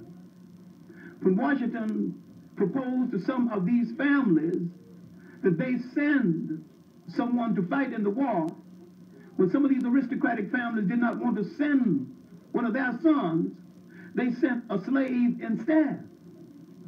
And they sent the slave with the promise that after the war, the slave would be free. Now, while we know so much about this, there is an almost classical book with a title that offends me a little bit called The Negro in Colonial New England by Lorenzo Turner. Now, and yet it's the best documentation on the subject. The most scholarly documentation could be Benjamin Quarles' The Negro in the American Revolution. But here you have case histories of blacks who fought in the American Revolution. It is from one of these case histories that I get the story of Manny's Sam. This black New Englander fought in the American Revolution. His master, he was a slave, his master was probably named Manny, and Sam is the only name they gave him. So he fought in the American Revolution. No doubt he endeared himself to his white comrades who taught him how to read and write while he was in the army. When he came out and they tried to re-enslave him, he took it to court. And all of the veterans who had fought with him came from Massachusetts, Connecticut, and all the states around to be moral support during the trial. All he needed was moral support. But with his rough-hewed language they had taught him, now he could read and write, he petitioned the Massachusetts court for his citizenship and his right to be a free man. And his petition is a great piece of American literature that could be printed separate and distinct from the trial and read as a piece of literature. Along the same line was the work of Amos Fortune, whose life started in the American Revolution, but who continued and was a vestryman in the white church after the American Revolution. All right, we have been the people who made the first overtures to get along with other people. Now let's see what went wrong and how it went wrong. The making of the Constitution. It is now the 200th anniversary of the Constitution. Now, who made the Constitution? Who were they talking about? What were their intentions in the making of the Constitution? Now, because we dream so much, we do not understand that the American dream was never dreamed for us. The American promise was never made to us. And if you face this reality, you might understand what you have to do. Now, they're making a constitution. 52 days of deliberation in Philadelphia. They produce a 2 or 3 page document. Jefferson wants to bring up the problem of slavery. Benjamin Franklin tells him, don't open this can of peas. Jefferson, a double-dealing liar, he writes so eloquently about liberty in the Constitution. He's had liaison with several black women and had several children by black women, Sally Hamas being the most consistent one. I think he had 7 children by her. And if you go to Monticello, the Jefferson home, I talked about this so much they closed off that stairway. There's a stairway leading from his bedroom to her bedroom. And yet Jefferson talked so much about liberty and justice and democracy, he never freed Sally Hamas, the slave woman who bore him 7 children. See, democracy for us was tainted from the beginning. Now, in the making of the Constitution, the Southern makers of the Constitution had a large non-voting constituency. Now, the Southerners were elected based on that constituency. They would not give the Southerner full credit for the slave, so they declared the slave to be 3/5 of a man. There is nothing in American literature, there is nothing in the amendments to the American Constitution that ever said you are a whole human being. Every black man, including me, who ever paid taxes, is paying taxes under false pretenses. We should never have paid any taxes because it was taxation without representation, and still is. Now, in the whole concept of 3/5 of a man, many Southerners came to office based on the fact they had so many slaves in that constituency, though non-voting. So we see now the nation is shaping itself. Now, in essence, who was the nation shaped for? And remember this, and I'll repeat it if you don't understand it. This nation was made for originally free white Protestant males, middle class and up, those who agreed with the prevailing political status quo and who owned property. And when they say in this country, liberty and justice for all, that is the all they are talking about. And they are not talking about women, they're not talking about Catholics, they are not talking about Jews. Now you can play behind and be a servant to the power of the white male Protestant, but he will always be the dominant power in the country until he acknowledged and put in law and action that this country was meant for someone else other than himself. When someone asked recently whether the Constitution still prevails, Robert Harris, a professor at Cornell, asked, I hope not. I hope it don't still prevail. I hope there's been some changes. All these amendments, they still mean what they said originally. The president means what they said originally. This debate over this judge is what they said originally. But there are non-Protestants, whites, or pseudo-whites, who many times get a leverage by supporting the Gentile establishment and by rendering a service managing us. And they endear themselves to the Gentile establishment to the extent they keep us in line. Now you see where it started. Now you can see what other ethnic groups come in and manage your community, manage your stores. Why the government even give them money to assist them in doing it. And why you are not the resident entrepreneurs in your own community. Now, I believe you can take back all of this community, any community, once you're organized to do so, And once you understand the global importance of African people in the world, you could actually do it. But you're so mesmerized by other people, you assume there's something magic about running a store, marketing food, and turning wheels in Clarke's and mechanics. And you forget that you did it first before they had shoes or lived in houses that had windows.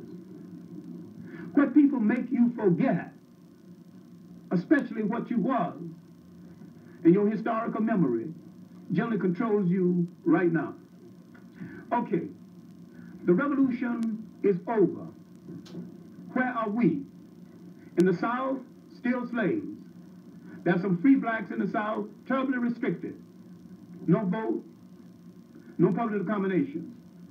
There's some free blacks in New England, really, where the voice of the free blacks got heard. But among those heard the most, Prince Hall and his African Lodge, the first black Masonic order. Now blacks are beginning to organize. They're beginning to express themselves in poetry. They're beginning to express themselves in the slave narrative. They're beginning to question whether they go to the side door or the balcony of churches. Soon, Richard Allen,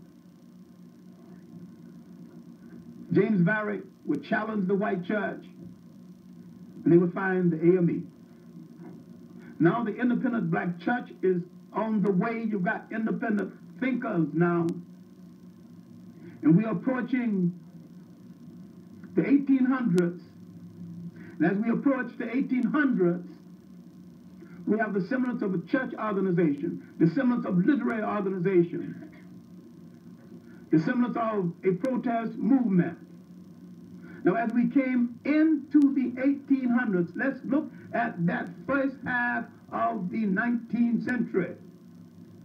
Because this, in my opinion, was the most dynamic period in the history of black America. It was the most dynamic period because these blacks were clear about what they wanted to do and what they had to do than you are right now. They didn't have a whole lot of hang-up illusions that you've got right now. They weren't thinking about integration. They were thinking about surviving as a people. In the late 90s, 1790s, a sea captain began to take blacks back to Africa using his own ships. Now, can you imagine now a sea captain with 3 ships doing trade on the sea of the world in the 1790s, and today we don't even own a decent rowboat? A master sailor with other sailors at his disposal. Now, as we came into the 1800s, more slaves escaping from the South, the birth of the slave narrative, a special kind of American literature. Finally, the Douglass School, Frederick Douglass, would begin publications. But 1800 itself, the first massive slave revolt, Gabriel Prosser in the Carolinas. Now you're beginning to see organization. Along with this kind of organization will be a different organization in the North. People are coming together. Martin Delany, Frederick Douglass, the great minister Henry Highland Garnett. Poets are coming together, especially the great woman poet, Elaine Wilkins Harper. Phyllis Whitley, period. And I don't dwell on that because I'm not a great Phyllis Whitley fan. I thought she misread history itself, but be that as it may. The importance of Phyllis Whitley is that she wrote. Women wasn't writing much poetry during that period, good or bad. The fact that she wrote fair poetry, They have some atrocious lines in some of them. One that turned me off is that, I'm glad God took me from my pagan land, taught my pagan heart to understand. She didn't come from no pagan land. Africa was no pagan land. In her tribute to George Washington and some lord. Well, the fact that I'm not a Phyllis Whitley fan is established, so I can go on. But during this period, a slave on Long Island produced the first cynical poem. And the poem went, my old master promised me when he died, he set me free. Lived so long his head got bald, got out of notion of dying at all. So this is the beginning of cynicalism in black poetry. I didn't believe it. I don't believe it. All right, now, the black founding fathers as against the white founding fathers that Lerone Bennett writes about so beautifully in his work Before the Mayflower. And the thing about Lerone Bennett as against John Hope Franklin, John Hope Franklin packs in a lot of historical information, but John's writing is so dull, I didn't say it's incorrect. It turns you off. Lerone Bennett is not as scholarly as John Hope Franklin, but Lerone Bennett makes the language sing. And he don't turn you off a bit. You read pick up his book, you read the whole thing. John Hope, you go to sleep with, all these facts so packed on you, without interesting explanation. But I think in Lerone Bennett's work, Before the Mayflower, in another work called The Shaping of Black America, the first two chapters, White Servitude, in the second chapter, First Generation, dealing with the first blacks to be brought to the United States. All right, now, let's look at the early period of Douglass. Let's look at the black giants, the people that Lerone Bennett called the black founding fathers. Better men, stronger men, true to democratic promise than the white founding fathers.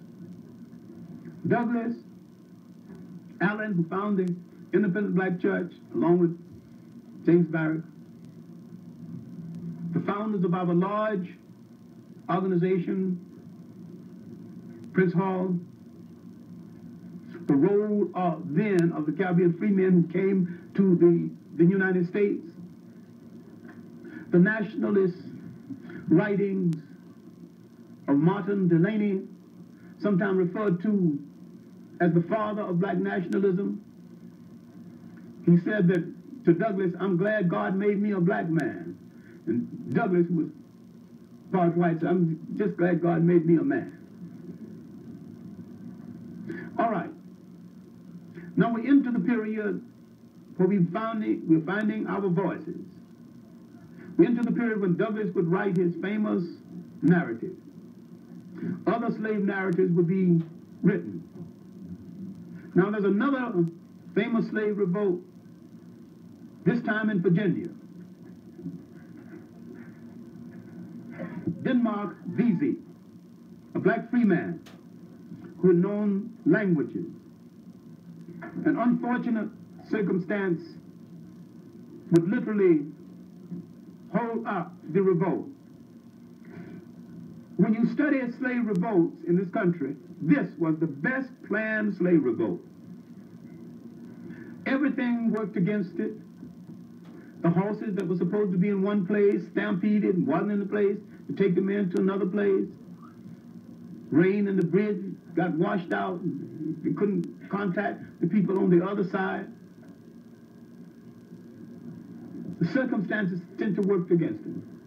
His secret keepers, while they kept the secret, they themselves couldn't connect. Yet when they caught him and tried to force a confession out of him, he told them nothing. And from his silence came the spiritual. He never said a mumbling word. In other words, he didn't give nobody's name away.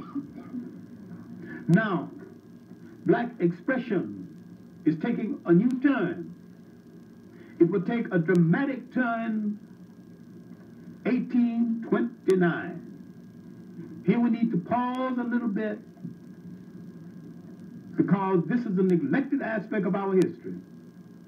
David Walker, an escaped slave who owned a second-hand clothing store and a pawn shop, began to write an appeal to the colored people of the world. Now, David Walker could well be the first Pan-Africanist in literature, not to the colored people of the United States, to the colored people of the world.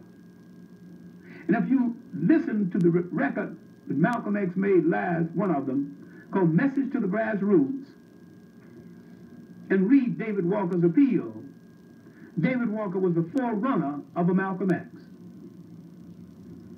David Walker appealed to all blacks to take up arms against their slave master and to take your chances, because continuing in slavery was a more difficult chance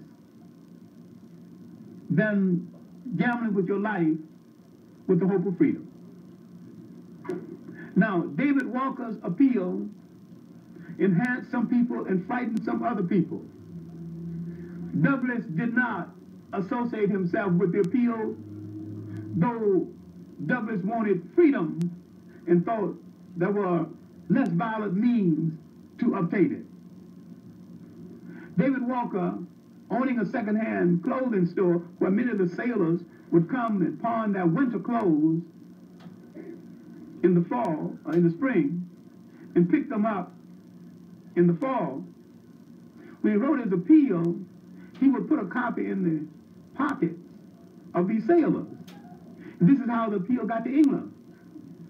Someone opened a copy and took it to an Englishman who published it. Now the appeal is becoming worldwide. And David Walker would mysteriously die soon after. Remember something that I've said repeatedly. Anytime a black man shows his people the real face of power and what to do about it in this country, he's either driven into exile, driven to suicide, or assassinated. And there is no exception. You can trace it from the death, the mysterious death of David Walker, to the death of Martin Luther King. There were some lesser known ones who died, who got killed, that didn't come to public notice. But one of three things are going to happen to you in this country if you show your people the real face of power and what to do about it. Now, so long as King was advocating nonviolence and sticking to that, he was comparatively safe. But when he engaged in sympathy for a garbage strike and began to advocate a poor people's march on Washington, uniting blacks and whites, this is the basis of political power. We're now challenging this nation in its direction. And we should have put a guard around him 24 hours a day, all sharpshooters, and somebody to watch the guards. We are people lacking in suspicion, overly trusting, nearly always the wrong people.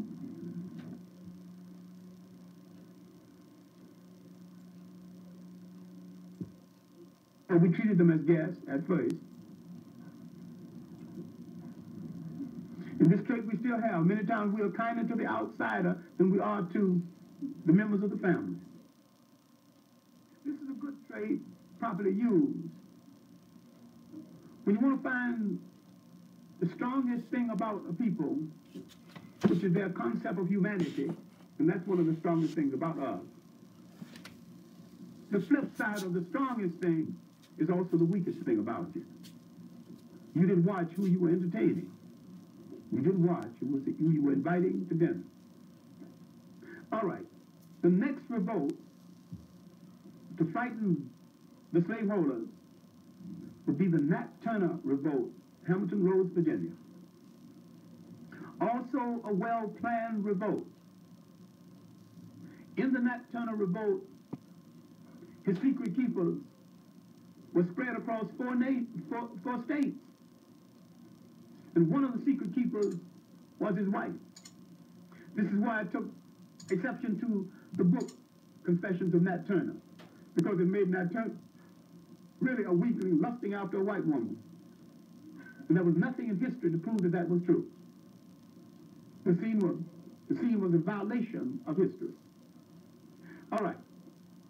Nat Turner's revolt probably caused more fear in slave owners than any other revolt. And what Nat Turner's revolt was inspired by, in part, was the revolt in Haiti.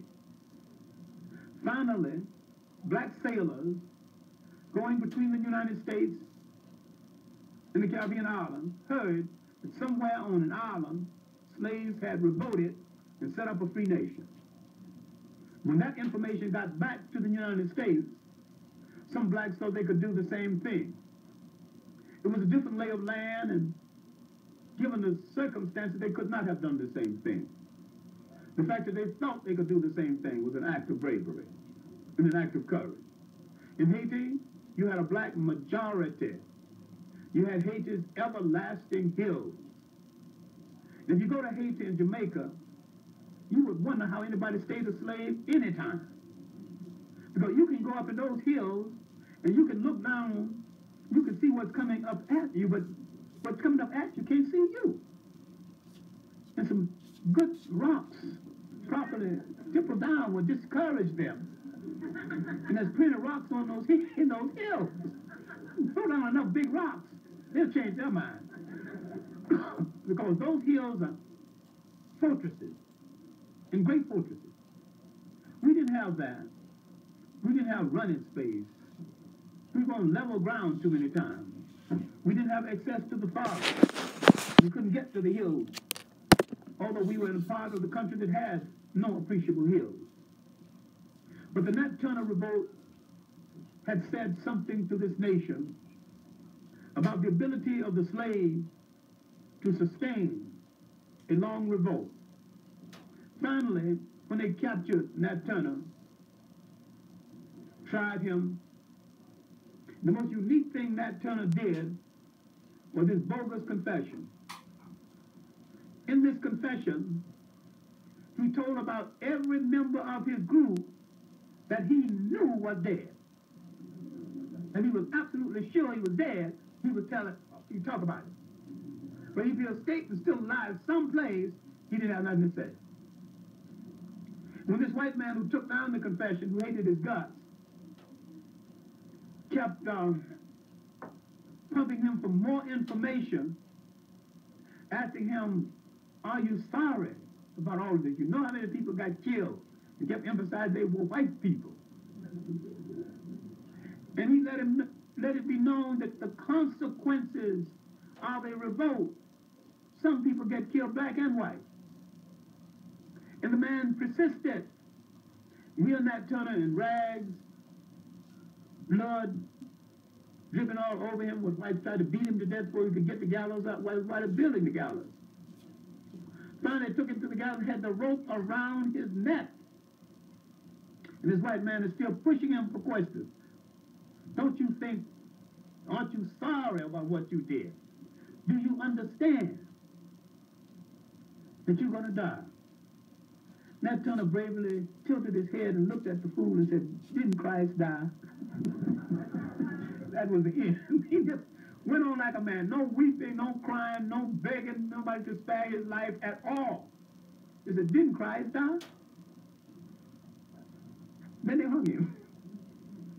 They ain't hung no crying man. They ain't hung no man begging for his life. He gave it up for a cause. He understood that before he started, that he would have to give it up. Now, the Nat Turner Revolt brought into being large numbers of laws, black codes, all kinds of codes. Douglas's voice is stronger now. A period in black America often forgotten is emerging now. the convention period, what is called the Negro Convention Movement. We have always been and still are the meetingest people in this country. We began before slavery to call meetings. And those free blacks were calling meetings, debating things. They created a literature, they created a church. Now they've created a convention movement. Let's have a convention. Let's eat and talk. And that is what they began to do. Part of the talk was about whether we would stay here or go back to Africa. Out of this talk would come black association with the American colonization movement. The American colonization movement, stretching even into the South, mostly financed by whites. Frederick Douglass peeked their hand and said, if you whites want to give blacks free trips back to Africa, why don't you free some slaves and give them the trip? I think they would enjoy it more. Frederick Douglass saw that they were trying to get the free black out of America, especially the agitators.